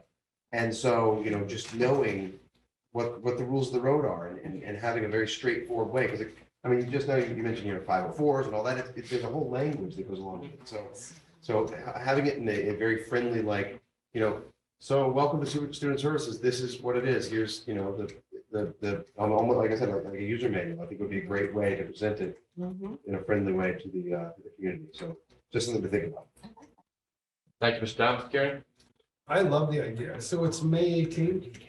Well, so that was the date we're floating out there as a Okay. possibility. Because that's like it's not a meeting time of the school committee. This is like a totally separate, this is not like a school committee meeting. No, This I is like get it. I think May 18th, fine. I love the idea of getting more people involved, and that would be to see it more like, if you could set it up that people would call in, FaceTime in, because people's schedules are, they can't really make a lot of these meetings, so I think that. if You think we'll do this for this type of format? Yeah, this type of form, because, yeah, that's, because I think it would be really helpful to do it that way, because, you know, the more information, because this is so important, and to get this information. And I love what you're saying, it's like, what do we do? And that way they can interact and ask some questions. So I would definitely suggest that we have it sort of like this on Facebook, and more people that are engaged. Thanks for that point, Mr. Junie. I didn't mean to confuse anyone. No. I just wanted to impress upon everyone that we would, you know, like to sort of maximize the amount of people that actually show up in person to participate in person. That's what we're trying to do, but Refreshments. always, yeah. Yeah, we Try can to- brainstorm ideas for. Refreshments, what donuts, we have it here. have. But I mean, in May, this will be at Furnace, so we wouldn't want to do it here. Anyway. Well, they might be shutting the heat off by then. Yeah. We'll have I a hope so. Anyway, all right. Well, I didn't mean to. No, it's great. We will have It's the virtual opportunity the for sure. form was taken. It's all A virtual right. option. Mrs. St. Ange. Liking everyone's suggestions so far. I think that kind of user's manual or like FAQs that are, you know, pre-prepared and then can be perhaps beefed up even more after a conversation happens is going to be really helpful.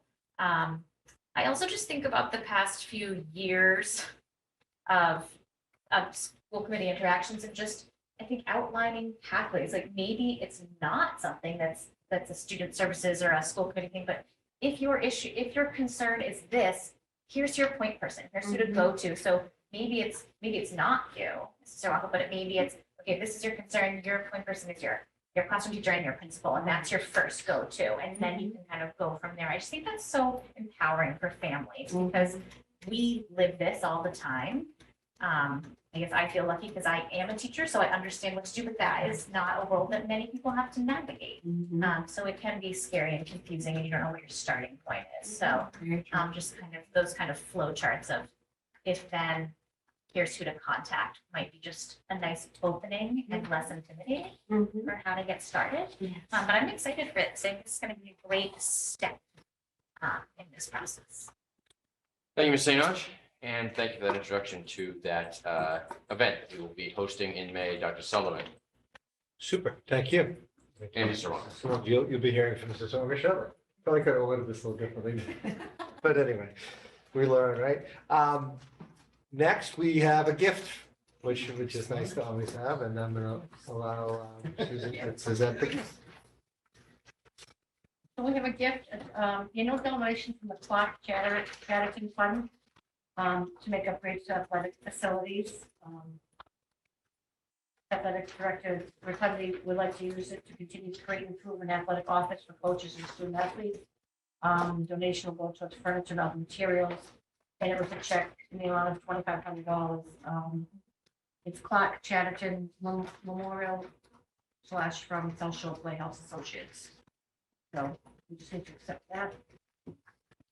Do you know what, or does anyone know the Clark Chatterton I Fund think is? it's Clark important to note that. Chatterton Yes. was the athletic director for a long time, including my time. That's right. It's an institution. This press box to blow down, but we will build it back up and put Clark Chatterton proudly on that again. Good. He wore a windsuit like no other. Yeah. Okay, so with that, is there a motion to? I just got a question, and what, it's gonna be used for furniture, where is this furniture gonna be? It's the athletic office. Where, okay, so it's desks and chairs and for an office? I don't think it's gonna be like multiple, so it's gonna be probably a small area. I'm not really sure what it looks like down in the gym area. Okay, But I know it's for coaches and student athletes. So it's in that general area. We'd like to buy furniture and other materials. great. Yeah, I think it's having been down there a couple times, just in bad need of it. So. Yeah, well, I'll be glad to see when it's in. All right. Something to look for. Mr. Kearney, would you like to move to accept this gift? Yes, I would. All right, motion's been made to accept the gift by Mr. Kearney. Is there a second? Seconded by Ms. Scolari. All in favor? Aye.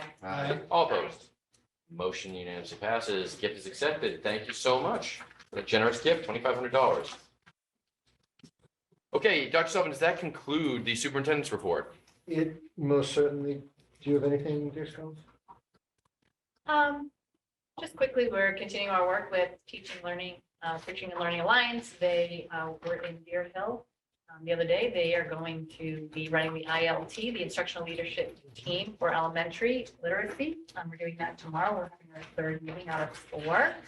I'm trying to think quickly. We are, and then, Osgood will have their embedded PD with Teaching and Learning Alliance next week. We have a couple of sessions for that. And in a couple of weeks, we'll be doing our professional development, which we have 17th of March is a half day. That'll be building based on the needs of the building. And March 18th, which I'll share more about, will be a full day of professional development, but we are looking at culturally responsive practices and looking at kind of where we are as a district and some strategies for our teachers that they've been asking for.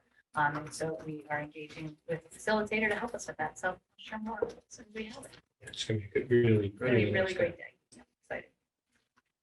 Okay, does that conclude the superintendent's report? That does. Thank you, Dr. Sullivan. That was a wonderful report. Thank you. Moving on to the next agenda item, a student services update from our Director of Student Services, Mrs. Marshall. Yes. So, as usual, I am going to start with my data report.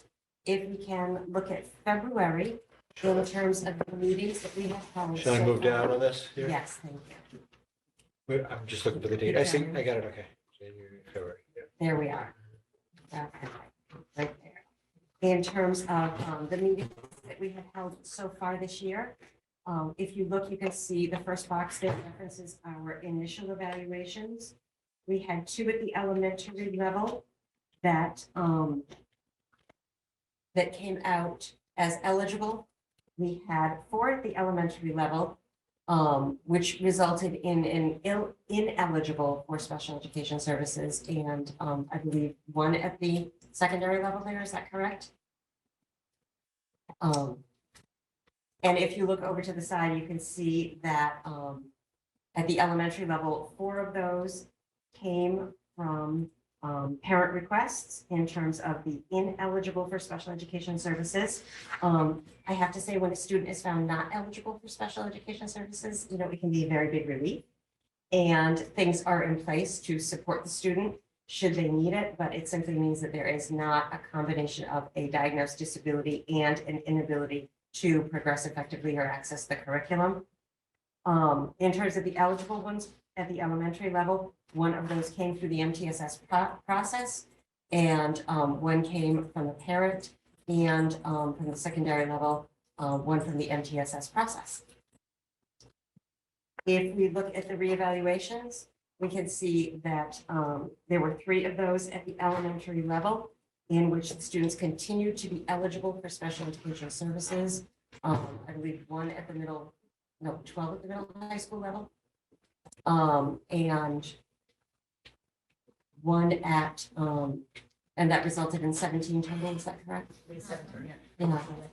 And then there were no additional evaluations. And there were a total of 5 review meetings at the elementary level and 12 at the middle high school. So our total number of meetings for the month were 29. Shall I, It's about the same as last month. You're absolutely right. Yeah. any more information on this that you'd like to share? No? Not unless Okay. there are any questions about it. Any questions? Please just ask them. I won't go around. As you know, I think we're all set with that. Thank you, Dr. Sullivan. You're welcome. As you know, we send out parent surveys with all of the IEPs. In terms of our responsiveness from that surveys this past month, 89% were all in the positive ratings categories. I do know that there was a question about could we reveal some common themes or comments from those surveys. So some of the things that we heard from those were things like, we are extremely satisfied, the team has been a pleasure to work with, thank you for your time and expertise.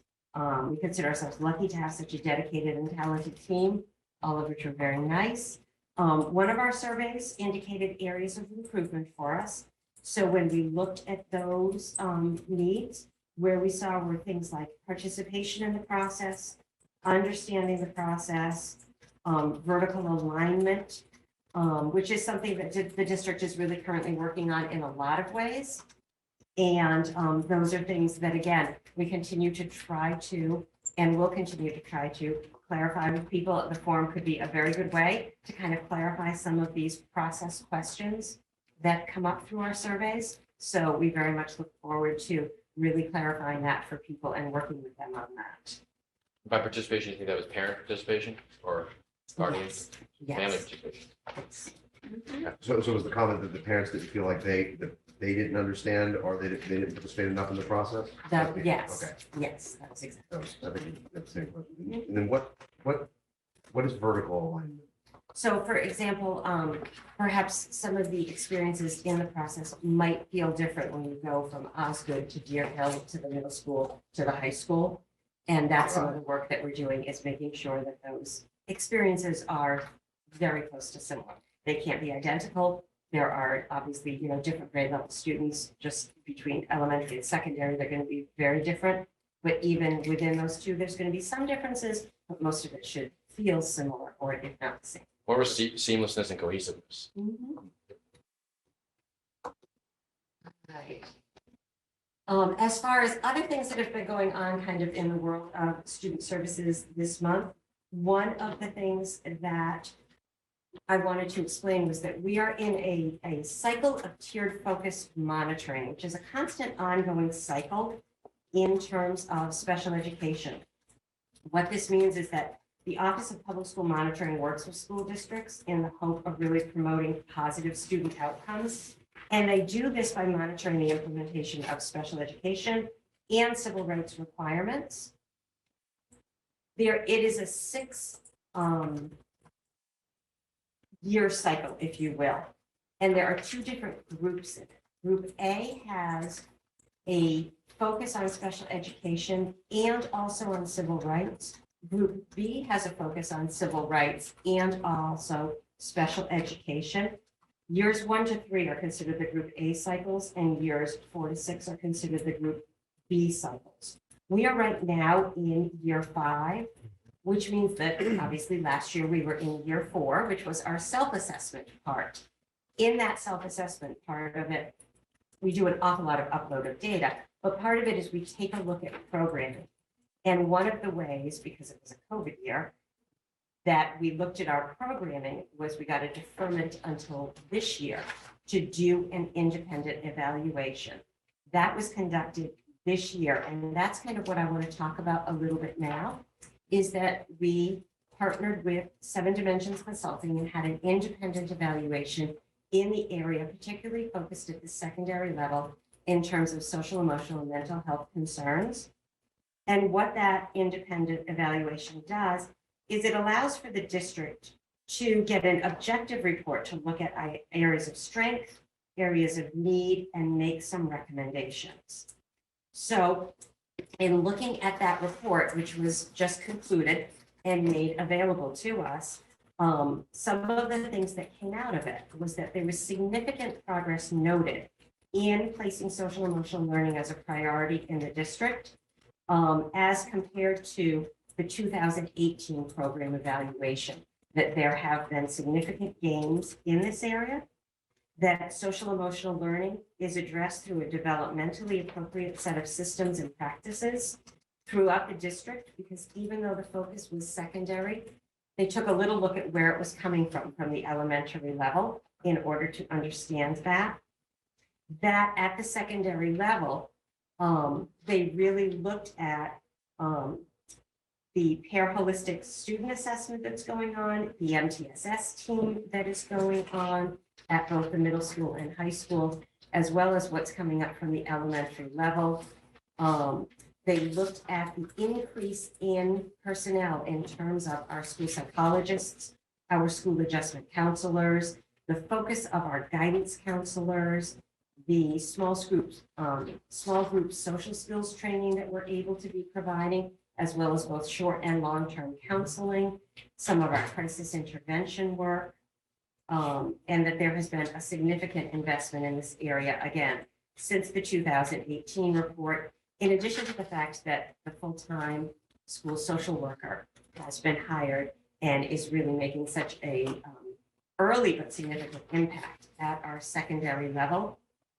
Some of the other things that they noted was that middle and high school and staff really seem to have a clear understanding of both social emotional learning and of kind of some of the regulations around some of the needs of students in this area, that tier 2 interventions have increased. They noted the work with safe harbors. And some of the other things that they said was the commitment to the multi-tiered system of supports, the commitment to responsive classroom, the focus of SEL as the second of its strategic planning goals were all areas that they really commended. And that where we need to grow is to really kind of better understand, some of this academic and social expectations as stressors for students, and continued training with our staff in this area and development in the areas in which we have started the development and the growth that we have put into place. So it was really a very exciting report to hear in terms of Informative. what we've done, how we've moved forward, and how we're going to continue to grow in this area. So that was very nice to get back and to be able to share.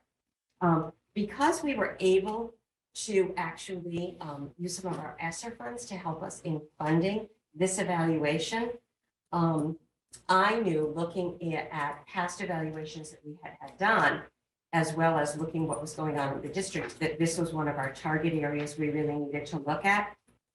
Second target area for me, which has really risen to the forefront from what we're hearing from families, what we're hearing through CPAC, things like that, and was going to be my next target area for next year, was this idea of having our language-based program at the middle school level. And how do we get there from the elementary, and where do we go from there? And that really is a focus on reading. I am going to be able to use some of the funds that I didn't use in this particular evaluation to push that up, to do that evaluation this year. So over February vacation, Dr. Scollins and I reached out to Seven Dimensions Consulting, and specifically to Teresa Ham, who conducted our social emotional evaluation for us, and asked us if it was possible, and shared with her some of the information from parents, from CPAC, from us, from previous evaluations. Would she be able to partner with us and work with us on a language-based learning / reading evaluation with us for this year, which she agreed that she could do. And Seven Dimensions Consulting is going to be sending me a contract for that, which is within the next couple of weeks. So we are very hopeful to have that completed within the school year and be able to make similar moves in that direction, especially as it's such an area of focus and interest for all of us. So that's a very exciting development in our department. And the last thing that I really want to bring to your attention was that as I spoke about tiered focus monitoring and us being in the 5th year of that this year, today, in fact, was what happens in our 5th year cycle in that is that there is an on-site visit from DESE. So we had our representative come today, conduct, previous to coming today, some interviews with building administration, with building teachers, with parents, and today conducted on-site tours of school buildings, looking at really kind of facilities, rooms, and compliance in terms of, is there equity between special education, EL spaces, and general education spaces, as well as conduct further interviews with Dr. Scollins, myself, and Dr. Sullivan. And so all of that happened today. And within 60 days, she said, a report will be coming out to us from that. So we'll look forward to that and to sharing that with you when it comes out.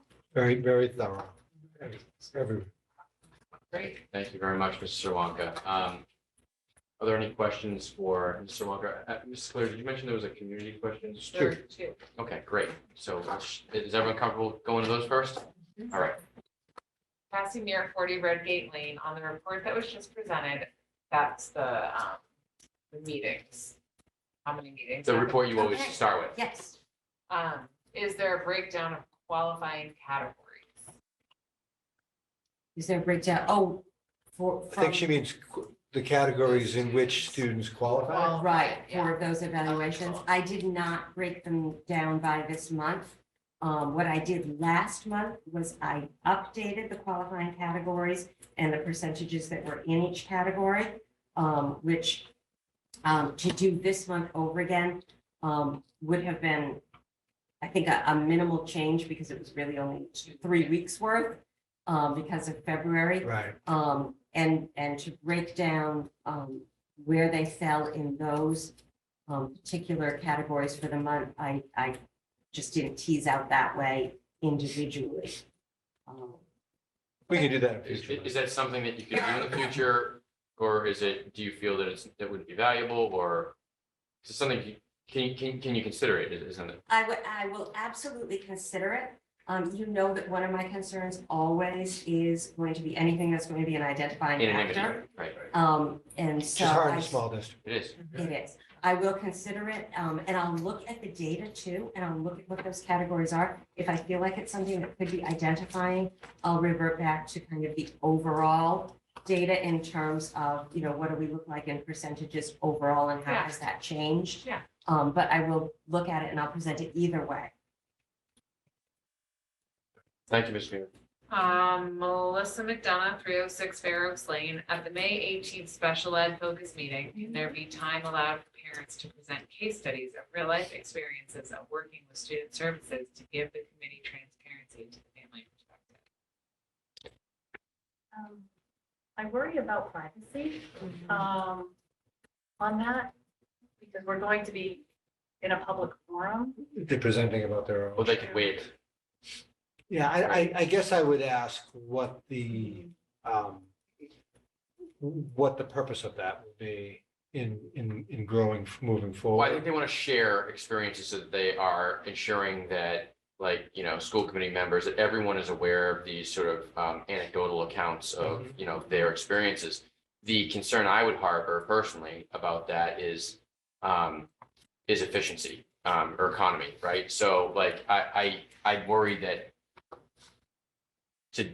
we'd have to dedicate probably a significant amount of time to that if people wanted to show What up if- to share that, but there may be a way. I mean, I'm just, They can share, but just know, Right, I I'm just I thinking just out want to loud. reassert again that you can always contact individual school committee members anytime you want, and you certainly can contact us to talk about any individual situation that, if there's an unhappiness. So I'm just wondering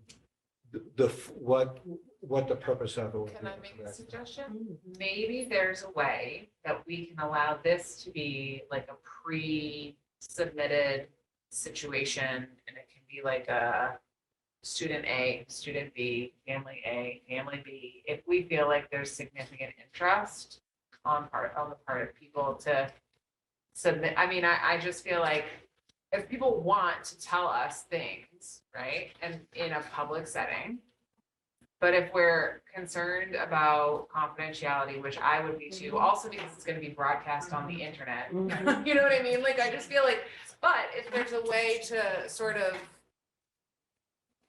allow for some submission opportunity beforehand, maybe there's a way for us to use that constructively. And we can continue to brainstorm about that, because we've asked that this be a standing agenda item, and so we'll continue to sort of consider ways that we can make this valuable. Right. Is this the May 18th meeting though? Is that a committee meeting or is that just a student services forum? No, it's a forum. it's not a. So it's just, so it sounded like. But we'll all be there, so it'll have to be a committee meeting, but. I mean, I think we can post it, so I'll be Yeah. there, right? If But it's you're not, it's not regularly scheduled. If It'll you're be all like a there, Special meeting. it's a school committee meeting if you're all. Right. Because I wonder because if there are community members like Ms. McDonough who have experiences that they want to share, I'm interested to hear what we can do. I think it would be help for us to hear those, if we don't already know them, to help, do our job here. So I think that's important.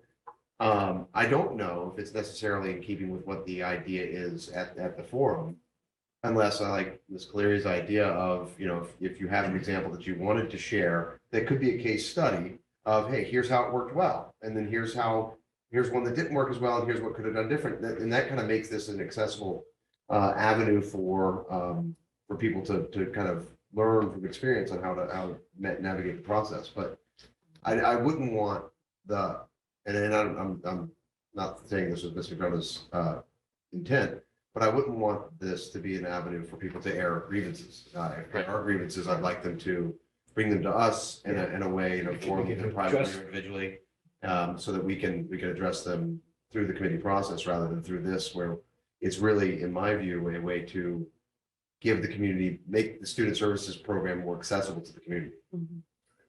Yeah, this is an information and awareness Yeah. forum, right? And complaints are always really important, as we know from the past. Yeah, I don't think we want to host a sort of grievance session. And again, not suggesting it's what Mrs. McDonough is suggesting that Yeah. we do want it to be valuable. We want people to feel like it's what they're, there's some value in it. Yeah. We don't just host it for the sake of hosting it. But yeah, I'd be concerned that it would just be like, again, the majority of that would be spent listening to anecdotal accounts. And I don't know that that's really that valuable when those can be shared with everyone outside of that forum and just as effectively. The difficult part, of course, with that is from our perspective, we want to help. We want to get in there, and we might actually have thoughts on the situation that we would never share Right. in a public forum because we'd be breaking confidentiality. It also could create a very myopic situation where it's not a balanced view of what's happening in student services. Every concern is valid and every concern needs to be considered and dealt with. It's just in a open forum like that, you can't, I mean, you saw, I struggled to deal with a community member who had very valid questions for me, but I didn't want to get into the specific of the situation with her because there were some there was some private elements to that. And it was out of respect for that parent. I didn't want to open it up and really talk about the particular situation. So I say that in all earnestness, wanting to help people, that if they reach out to us to get those situations, talked about, that's the best way to do so, because we can really help you. And that's what we want. But I come back to the purpose of the forum, and I think that's what we really need. We need to decide what you want, as a committee, in terms of the purpose. We gave what we would like to do because we think it would be most useful. But really, as you said, it's a goal of yours, and so I want to make sure that we're in common footing with what we do, because we certainly want as a group of leaders to be able to attend to the needs of the community through you. Yeah, I think Mr. Dial and Mrs. St. On sort of encapsulated the spirit in their comments earlier of what we wanted to do with that forum, for sure.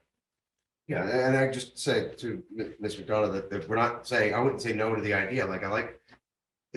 Case studies are very effective communication tools.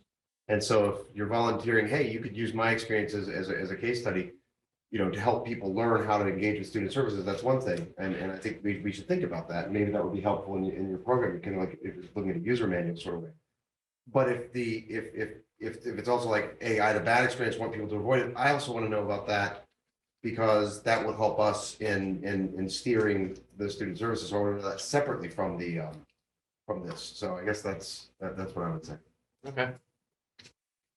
Yeah, I feel like so many families are coming, and I can't speak for anyone, but in my mind, so many people are coming from a point of, we want to help other people have success in advocating for their child, right? That's what we all want, that's what they all want. So I think that if we can do a pre-gathering of information and have a variety of categories, I think there's some extremely valuable input from negative experiences, from positive experiences, that we can then gather and present in a way that does not speak specifically about any child and can help families get what they need and for their child and get every child on the best path within our district. I like that. It can really create a thematic. Yes, and I think that it's so important that everyone, Ms. McDonough, Ms. Muir, and everyone else feels like we want to hear what they have to say, because we do. Right. And I think the sequence of that is what we're going to have to consider. And I just find that in a meeting setting, when we all value a tight timeline now after some of our longer Right. experiences to be able to gather that beforehand and have you and others consider it. Yes. It's going to be very valuable because we can prepare our thoughts, we can have resources, we can have references. And we can help people to learn, including ourselves. Yes. And that was when we were talking about it earlier, and there was the idea of family questions ahead of time for themes that people are interested in. That's what I really like about that, because, you know, while certainly a little bit of a vision of it, and as the school committee, you have a little bit of a vision of it. We want it to be valuable to families who participate in it. We want to know what their vision of it a little bit is too, so that we can, you know, really kind of proactively be able to address and answer those things. So That's it a makes good me way to think do that we it. should probably present some like norms and protocol for our meeting, just so that we're all, you know, like we do here, but just to make sure everyone coming in understands how we are going to have a civil discourse about what's going on. Yeah, Because this I is think very emotional. Management of expectations Yeah. always helps, Of course. you know, encourage a more constructive discourse. Okay, are there any other questions? Okay, so do any school committee members have any questions for Mr. Wonka regarding her update, Mrs. Cleary? I do not. Mr. Dial, Nothing here, thank you. Mr. Kearney? Just a big thank you. Thank you, Mr. Kearney. Mrs. St. Ange? Just one quick clarifying question. So the site visit that happened today, Mm-hmm. that report and it's going to be available within like the next 2 months, Yes. right? Okay, so I guess it's a two-part question. And then the the seven, why can't I think of a consultant, seven dimension consulting with the language-based and reading evaluation, that will also be within this school year? Within the Okay, school so year, we all of these understand that things are that's going to be feedback within happening. this school year. Yes. That is so nice. Okay, excellent. Just clear. Okay, thank you, Mrs. St. Ange. And, you know, we heard that positive evaluation, that positive report that we got you presented. And I think it's important to note, just as we did when we were talking about how operations were going well as we were experiencing reentry during the pandemic, and some people didn't feel that things were going great, right? I think it's really important to point out that we realize there's still room for improvement, regardless of the fact that some entity may have, or some, you know, evaluating entity may have found that, you know, we've made improvements in the last 3 to 4 years. It doesn't mean we're going to stop striving for an even better program and to stop addressing the concerns of the community in any way. We realize there are shortcomings that still remain, and we realize that there are concerns people harbor, and we will absolutely always endeavor to address those in as effective a manner as possible. So just wanted to put Absolutely, that and out. I want to make it very clear that that particular evaluation really was just on social, emotional, and Right. mental health. And that we're really looking forward to the upcoming one on language-based and reading to kind of help us grow in a direction. It's not so much, I don't think about like, you know, shortfalls as it is about if you don't continue to have these kind of independent evaluations, self-assessments, then you don't continue to grow as a district. And even if you think you're doing very good things, if you're staying stagnant, you're not doing enough. You just need to keep going. Yeah, well said, Mr. Wonka.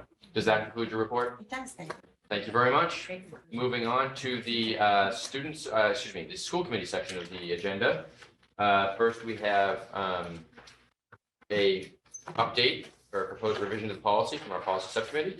I'll turn to either Mrs. Cleary or Ms. St. Ange. Want to do it this time? Go for it. All right. Thank you. Yeah, do we not have our summary list? So, We Maybe don't we have can- someone, so, okay. yeah, What, are you okay about me policy talking about it? recommended this? Yeah, Me too. so, I feel not. Is this what you want? Summary list. Right, yeah. So, highlights. Listen, so here, that's what I will do. So I actually am apologize for that, for not having something. That's But, fine. I did want you want to- Okay, so what we have done, we worked with the Wellness Committee, and over the course of the past couple of years, we have looked at the wellness policy for the district. We worked with a representative from DESE, along with actually even getting advice from Nicole Good from the Department of Education in the wellness program. So she actually reviewed this also for us. What we really wanted to do was we had done an internal program review, and then we took the information from that review and then looked at our current wellness policy. So we updated certain sections of it Some of it was really categorizing it a little differently, just from a kind of from a formatting perspective, but we also clarified more around what is the wellness committee, what is their purpose? And so that's that first section. So we tightened that up. And then we also made sure, if you just scroll down a bit, it really kind of went through how we're going to make sure that information happens, who is on the committee. Even though it was there, we really expanded on that. Then when we went down to nutrition education guidelines and goals, we had to revise it because there has been some updates around programming pieces from the federal government, from the state. So those pieces we have updated, in particular around the nutrition guidelines. This section here is the same where it says Cohasset Public Schools, but if you go down to the nutrition guidelines for all foods and beverages available, what we did was we had to clarify what a school day looked like. It is, if you look to, it says all competitive foods, so it's the second paragraph down from nutrition guidelines. If you stop right there, that's fine. All competitive foods and beverages sold to students outside of school meal program during the school day, which is defined as midnight before to 30 minutes after school ends. We do not have that in our current policy, so that had to go in. I didn't understand that.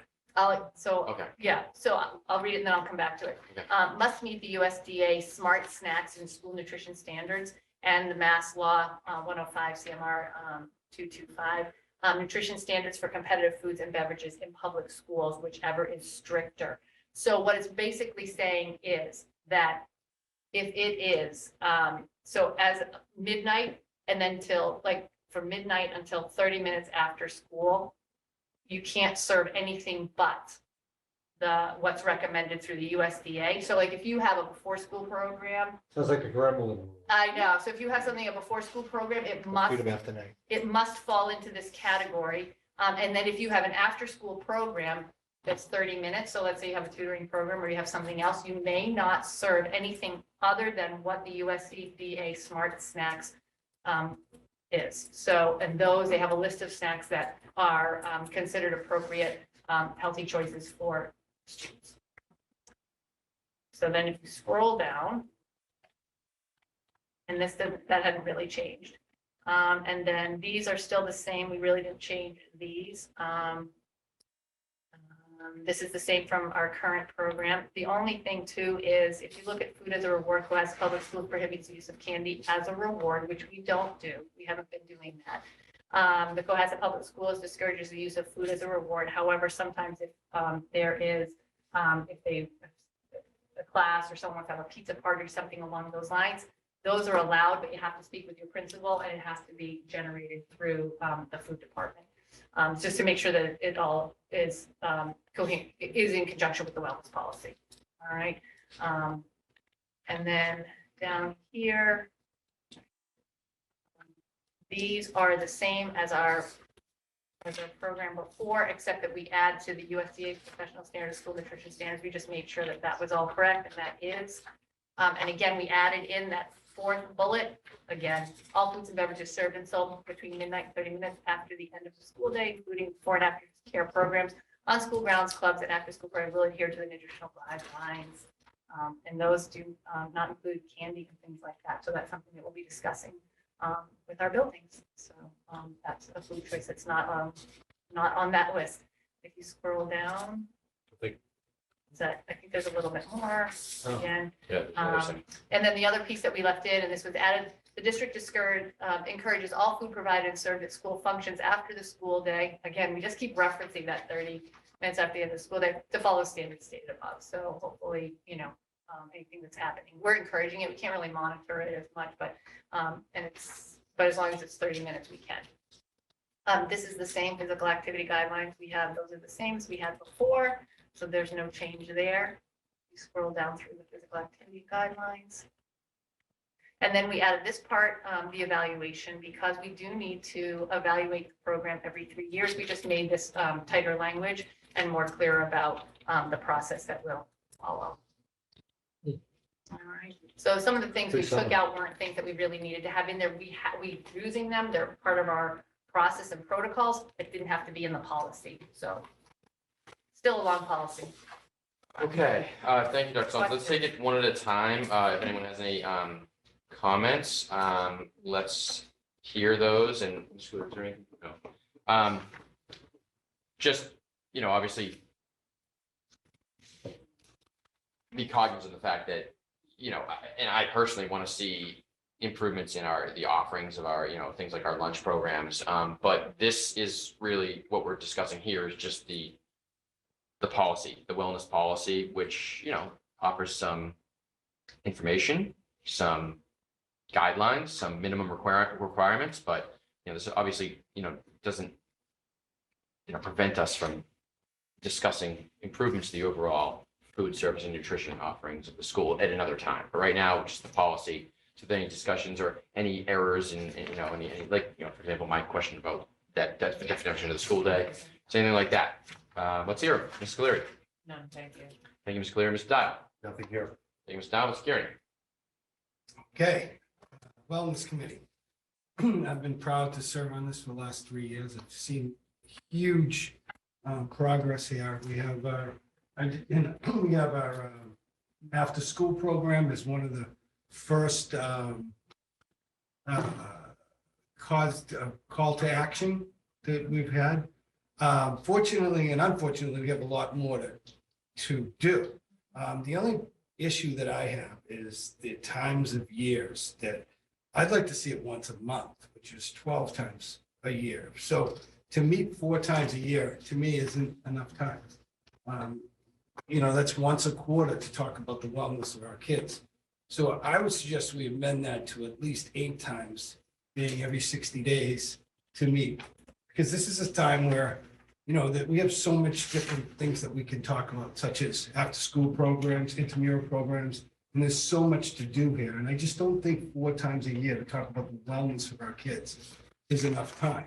So I would suggest that we amend this to at least 8 times a year, because that's not a lot to ask for. It's once every 60 days that we all meet. And I think that, I invite you guys to go to these meetings because they're very, very informative.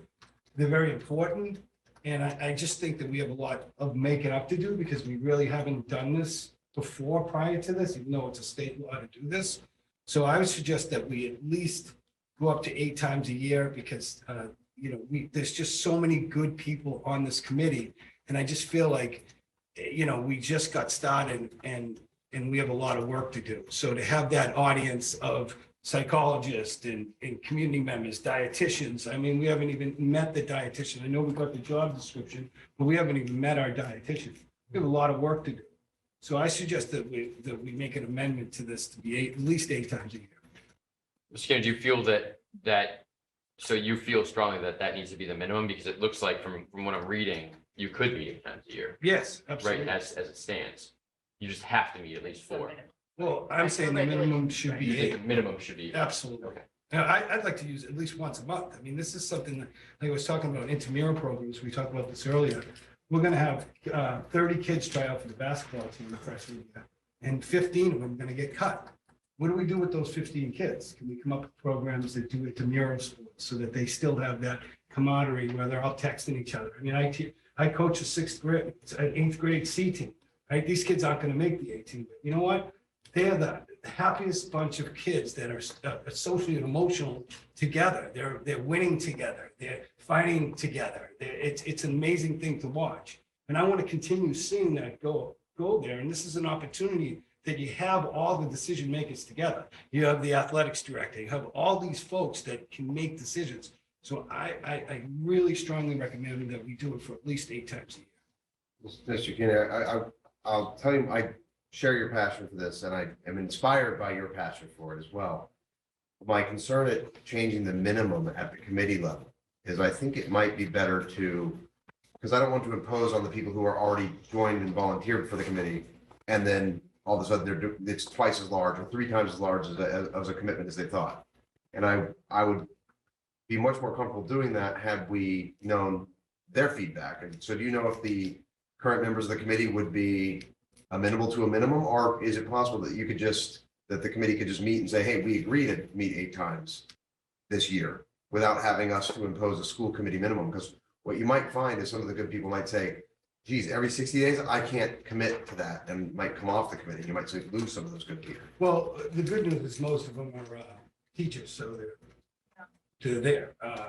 I know, I wonder about subcommittees. You know, we took it and then we took the topic of the after-school snacks, which was so awesome. And then we had a subcommittee and we came and made that happen. I wonder if that would be a solution. So the whole committee's 4 times a year. Then we build out subcommittees. To your point, I get that concern around, I told you 4 and now I'm asking you 3. But that allows us to have some of those working groups within. Could make So- the 4 meetings more valuable. Right, so so our 4 meetings are the whole committee and that's kind of that bigger piece, and then having those smaller working committees, that's where we really can get that work done. Think of what the Finance and Facilities Committee does for this group. I mean, it does provide a lot of input.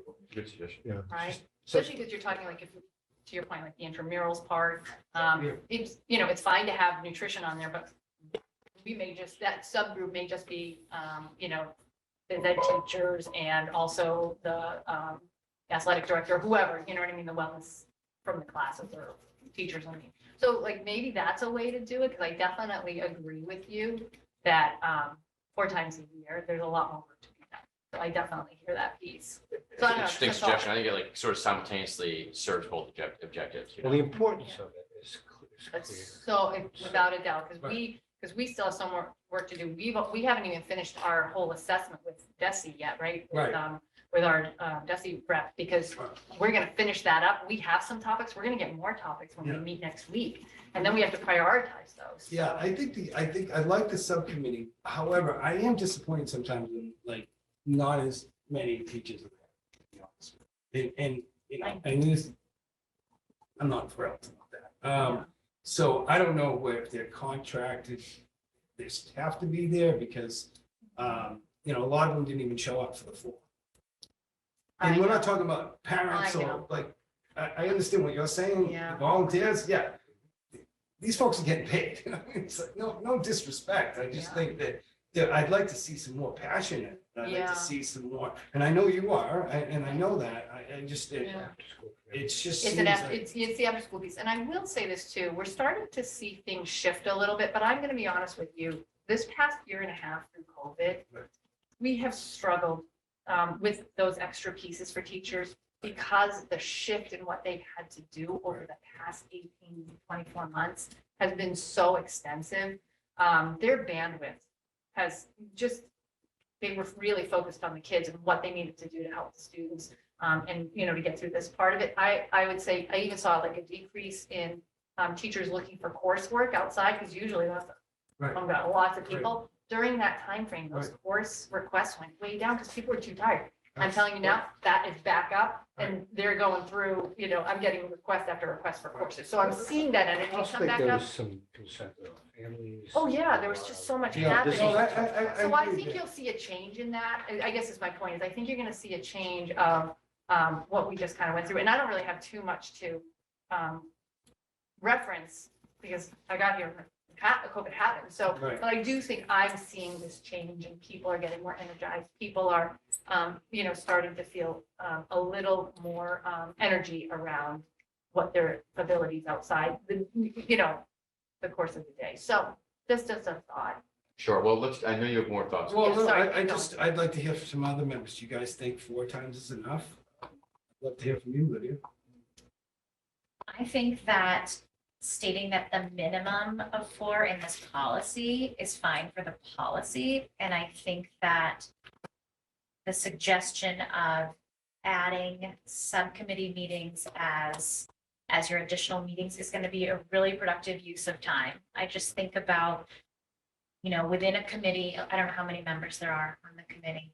We have about 15, right? Yeah. Yeah, so that's a Well, like huge, you said, It's the good news is- a yeah. big committee. that's a Yeah. huge committee, and so many people have their own special interests and niche concerns and areas of passion that you can really allow them to pursue through a subcommittee meeting that would not be as thrilling. If 3 people are passionate about something, Right. that's not going to be thrilling for a group of 15, but Right. that's the point of a subcommittee. You do Yeah. your work and then you bring it back and present your suggestions and then I'm good maybe with make that. some progress, I'm right? good with that. I think that's a great idea because then you have certain subcommittees. you can sign me up for the after-school program committee. Because that's like, Yeah. that's what I see. I see I'd like to see the gym stay open till 6 o'clock at night. Having the teacher come in from 2 to 9, maybe a stipend that teaches kids how to exercise. We're looking at stipends.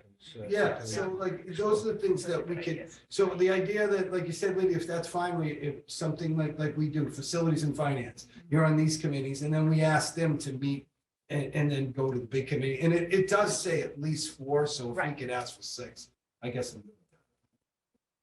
Which definitely seems like a committee discussion. I would not be comfortable making that decision for a separate committee. I'd be quite upset if someone made that decision for me. But Suddenly, the school committee had to meet every week.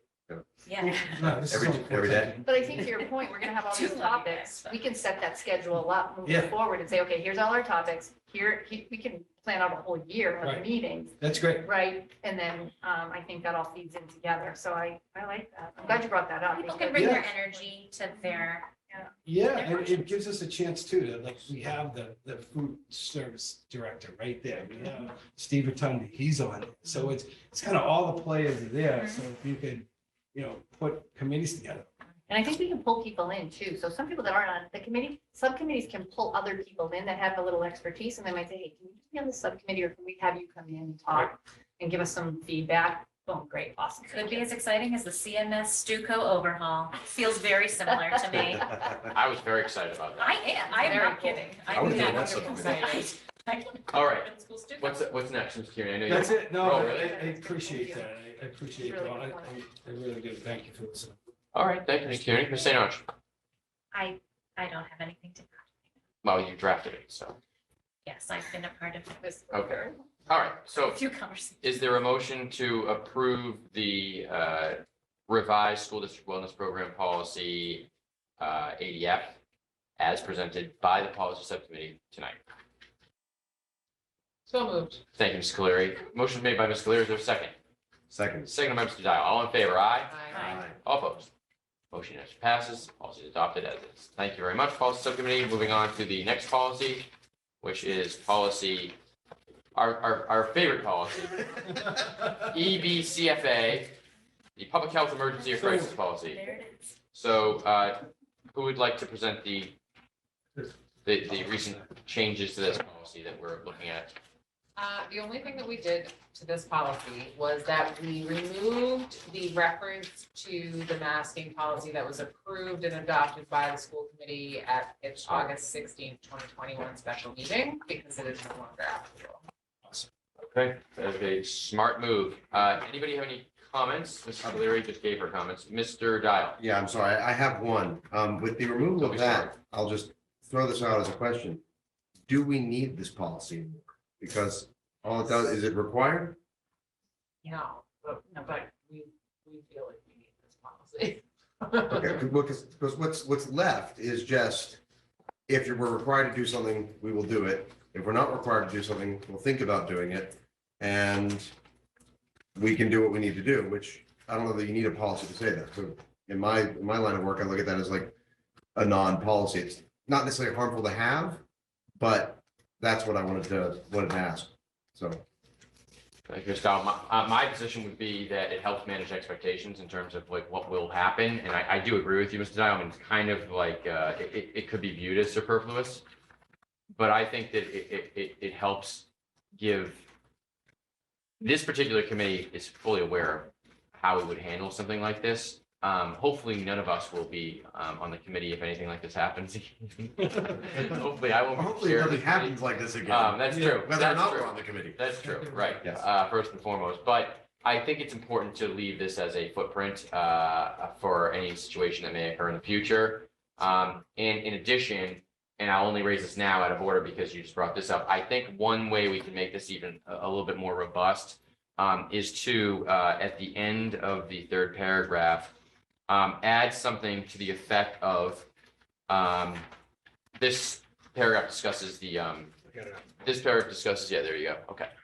So add something to the effect of, if any change in guidance occurs more than 48 hours in advance of a regularly scheduled school committee meeting and such change in guidance does not warrant an emergency meeting, the superintendent may, in consultation with the school committee chair, exercise operational discretion in connection with the change in guidance until the next regularly scheduled school committee meeting. So what this is designed to do is like the bus masking situation that we just had, where there was no mandate in place anymore. And we really were, it was a form over substance situation where we're waiting for this school committee meeting tonight so that we could ensure that there was community discourse on it. But it simultaneously was pretty clear, given the fact that we made these decisions about all the buildings already, that the kids wouldn't be masking on the buses anymore.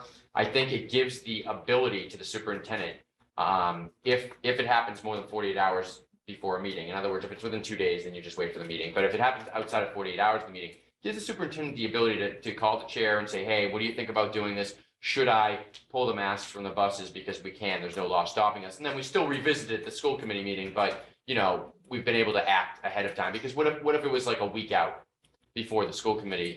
It didn't really warrant, in my opinion, an emergency meeting.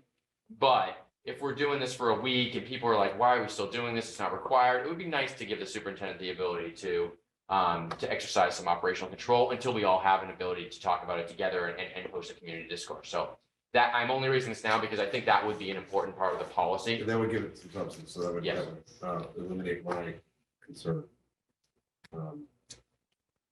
The only thing I raised for discussion about that, and it's not like in opposition to it, is that seems to give the chair a disproportionate amount of discretion. And I don't know that I'm comfortable with, I'm comfortable with you having that discretion, but you're not always the chair, right? So we're supposed to make policy for no matter who the person is, right? So that's the only thing I don't. Well, it's designed to be a checks and balance, so it's consultation with, right? So it's really giving the superintendent Then I think we should just say the that. control. The superintendent can operationalize Okay. that. Maybe the chair is there's a point in there where you talked about that does not warrant an emergency meeting. Right. Maybe that's where the chair comes in. The chair can determine whether to call an emergency meeting. Okay. Yeah.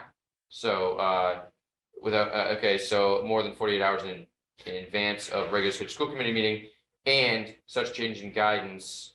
Trying to think about the scenarios where that would come up. Because the chair can You just don't Emergency know. meeting. just, Yeah. that's not a violation, asking the committee if they want to respond individually to you about whether or not we should have an emergency meeting. The chair would then take input, solicit input from the committee. That Yeah, is. that's not a new agree. power. Well, that's That's not a what we've land done. grab for the chair. Yeah, we trying to do. That's what we have done. Right. I'm only chair for a few more weeks. So this isn't benefiting me. It I depends on hope how to the God election this isn't gonna be goes. implicated in the next, 12 weeks. Yeah, so conceptually, you've got the language there, so I can't repeat it, but conceptually, it's superintendent has the authority to make a change in response to changing guidance. 48, if there's, I guess, where the 48 hours come. That's like, so basically to ensure that there's some meaningful break in time between when that happens and the next school committee meeting. So if it's inside of 2 days, then Just write it out. Yeah, just wait. Yeah, so if it's more than 48 hours, superintendent has the authority to do it. But I guess the one step would be consultation with the chair, not about whether he can do it, but about whether the chair wants to have an emergency meeting. Okay. Does that Yep. capture your comment, Ms. Clear? Yes, thank you. And Okay. can you do me a favor and just email me the language that we need to insert so I can send it, or to Jennifer, Okay. whatever you want, but I just Okay. don't want to try to recreate that. Okay. Not a lawyer. Okay, so what if I just say, if any change of guidance occurs more than 48 hours in advance of regular scheduled school committee meeting, the superintendent may, unless the school committee chair indicates there will be an emergency meeting, exercise operational discretion in connection with the change in said guidance until the next regularly scheduled school committee meeting. Or something to that effect. Something to that effect. I Okay. like that yes. clause needs to be tightened up. Okay, we can tighten it up. Why don't we, Mr. Dial, I guess articulated the spirit of what we're saying. I think everyone agrees there. Okay, so basically superintendent has operations discretion if the change of guidance occurs outside of 48 hours before the regular scheduled meeting, unless the school committee wants to have an emergency meeting over it. Right. Yeah. Okay, so, okay, there's that. Okay, so I just jumped into Mr. Dow's comments. Do you have any more comments about the policy, Mr. Dow? I am set. Okay, Ms. Karen, I'm set. Ms. St. Ange. Yeah, as long as there's some sort of consultation happening, I'm good. I just don't think it should be a two-man show. Okay, could be a two-woman show. A two-human Person-person show. Okay, all right, so is there a motion to approve the Public Health Emergency of Crisis Policy, EBCFA, as presented by the Policy Subcommittee meeting tonight, subject to the revisions we just discussed? So moved. Could I amend the motion to? Is there a motion to clarify? Motion to, no, it's clarified. Point of inquiry? Point of inquiry, right, well, point of inquiry. All right, lawyers. Can we let's move have- on. Can as part of this motion, it be that the revised language is presented to the committee at the next regularly scheduled meeting? So that we can see it in, Absolutely, Mr. Dial, you got it. all right. So it's approved. Unless it occurs outside. But we- 48 Then I It's will. approved, but we reserve the right to amend. So, it yeah, at the we want to next see the meeting. final language, Okay. since we don't have the final language in front of us. Okay. So we're approving the concept, and then, such language as agreed upon, actually, we could do it at the policy committee, which Oh. we'll send to you. And then, Why don't we just treat this as a first read and we can I vote? was on gonna it? say, can this just be a Yes. first read? Yeah, We'll we'll vote on the Yep. 16th? All right, great. We're moving on, everyone. Thanks, Policy Subcommittee. All right, Great, School can't Facilities wait to Committee. talk about I don't have any substantive updates from last time, so, just that process is moving forward and, the AI3, the design firm that was engaged to do Yes. the existing condition study, has been constantly meeting with district leadership, staff members, and members of the School Facilities Committee. They've been great, by the way. So it's actively ongoing. There should be, there's a written update sent to the community recently. And there will be more to come from the School Facilities Committee. So pretty soon, the community will be well informed from the School Facilities Committee itself. And so these updates from me and Paul will be, excuse me, Kearney will be less important because the community will be informed directly from the School Facilities Committee. Okay, that's it. Subcommittee and liaison positions, any updates, Mrs. Cleary? Communications Subcommittee continues to work on ways that we can improve our web presence and the directory, community directory. We work in conjunction with Mrs. Dredd on that. I have one announcement from a Southwood Unity Council meeting I went to yesterday. The Whitman Hanson WHRHS, what is that? Whitman Hanson Regional Regional High High School. School, thank you. Is hosting a discussion about why the mascot matters. So it's a discussion about Native American mascots. They are going to have a Zoom event with Barry's Gray, Sagamore of the Massachusetts tribe of Pontapog. And it is going to be March 8th, 6:30 PM. And you can register to attend at a website that I'll include in the meeting notes. Thank you, Mrs. Cleary. Mr. Dow? Capital Facilities Committee met yesterday to continue our marathon meetings on our standing agenda items. But we did spend the bulk of our time working through budget and budget requests. We are trying to find ways to narrow the gap between what the town has the ability to offer and what we desperately need as a school in order to continue to function. We've talked about that a bit in the prior meetings, so nothing necessarily of substance to report there, other than that work is continuing. As far as some of the other items, we did get the television screens put in place.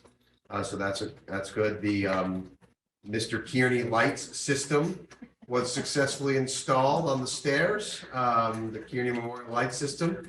And that seems to be working well. Should be on the way out, so that's fantastic.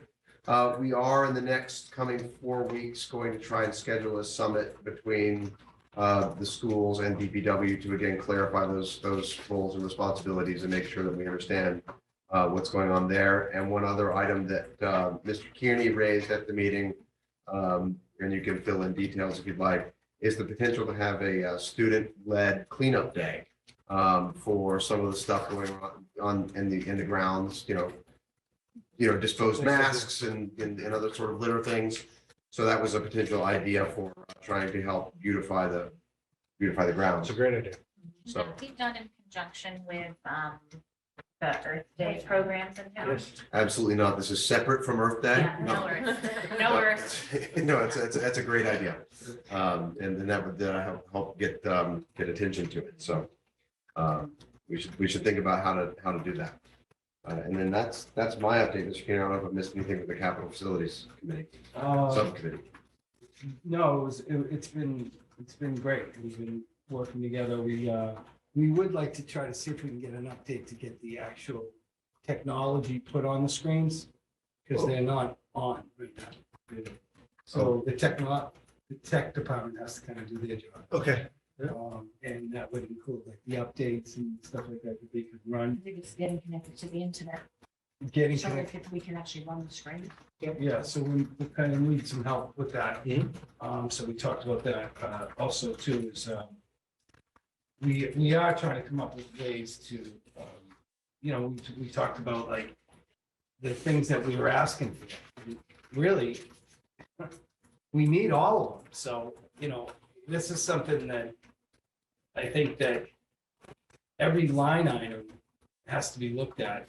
And it's just, I think it's gonna be something that we're all gonna have to, fight together, because powers and numbers. I just look for all of us when we do this. If any committee member could make these meetings in the next couple of weeks or next couple of months, this virtual Zoom, your presence and your opinions will go a long way, and we appreciate it. Okay. Ms. St. Ange, next, was that Mr. Kearney's update? Yeah. No, he was kind of Mr. Dowling, Mr. Kearney at the same time. It's the It's same a tag subcommittee. team. Okay. Great work, guys. Ms. St. Ange. This is O'Leary, covered communications and policy, and I don't think I have any substantive updates beyond that. Nor do I, Ms. St. Ange. Thank you, everyone. Moving on to the approval of minutes. We have a set of minutes to approve from the January 5th, 2022 meeting. All members were present at that meeting, and they can therefore vote on the minutes. Has everyone had a chance to review those minutes? If so, we would accept the motion to approve the minutes as submitted by our secretary, Ms. St. Ange. I gave her some edits. And I did them. Oh, are they in here? No, right? No, because this is the Right. copy. This I- So that's all I'm saying. January It would be 5th? amended minutes. That's all. Okay, well, what were the edits? Oh, there was, I sent her a red line version. So I guess we're gonna have to table this till next time. Sorry. As eager as everyone was to approve the January 5th minutes. Are they material edits? No. They're in here. No, just like a comma here and a, Oh, they're grammatical? They're grammatical, Oh, yes. oh, they're not substantive. No, they're not substantive. They are strictly grammatical. Great. Any other edits, or is there a motion to approve subject to the grammatical edits that Ms. Clary submitted? so moved. Okay, motion was simultaneously made by Mr. Dial, Mr. Kearney. I'll give it to Mr. Dial. Is there a second? We'll give that to Mr. Kearney. Second. All in favor, aye? Aye. Aye. All opposed? Motion unanimous passes. And those minutes from January 5th, 2022 meeting, as presented by our secretary, Ms. St. Ange, are accepted with the Immaterial edits. the immaterial, the non-substantive edits from Mrs. Caleri. You were No more- extremely substantive, grammatical. No more, very important comments. Okay, no more minutes to approve, no reason to, no topics that weren't reasonably anticipated by the chair within 48 hours of meeting. There is no reason, to my knowledge, to move into executive session, so we are at the end of the agenda. Is there a motion to adjourn the meeting at 8:43 PM? So moved. Motion's been made by Ms. St. Ange. Is there a second? Come on, guys. Seconded by Mr. Kearney. All in favor? I think we do it that way. Aye. All opposed? Motion unanimously passes. In the words of Porky Pig, that's all, folks. Nice job.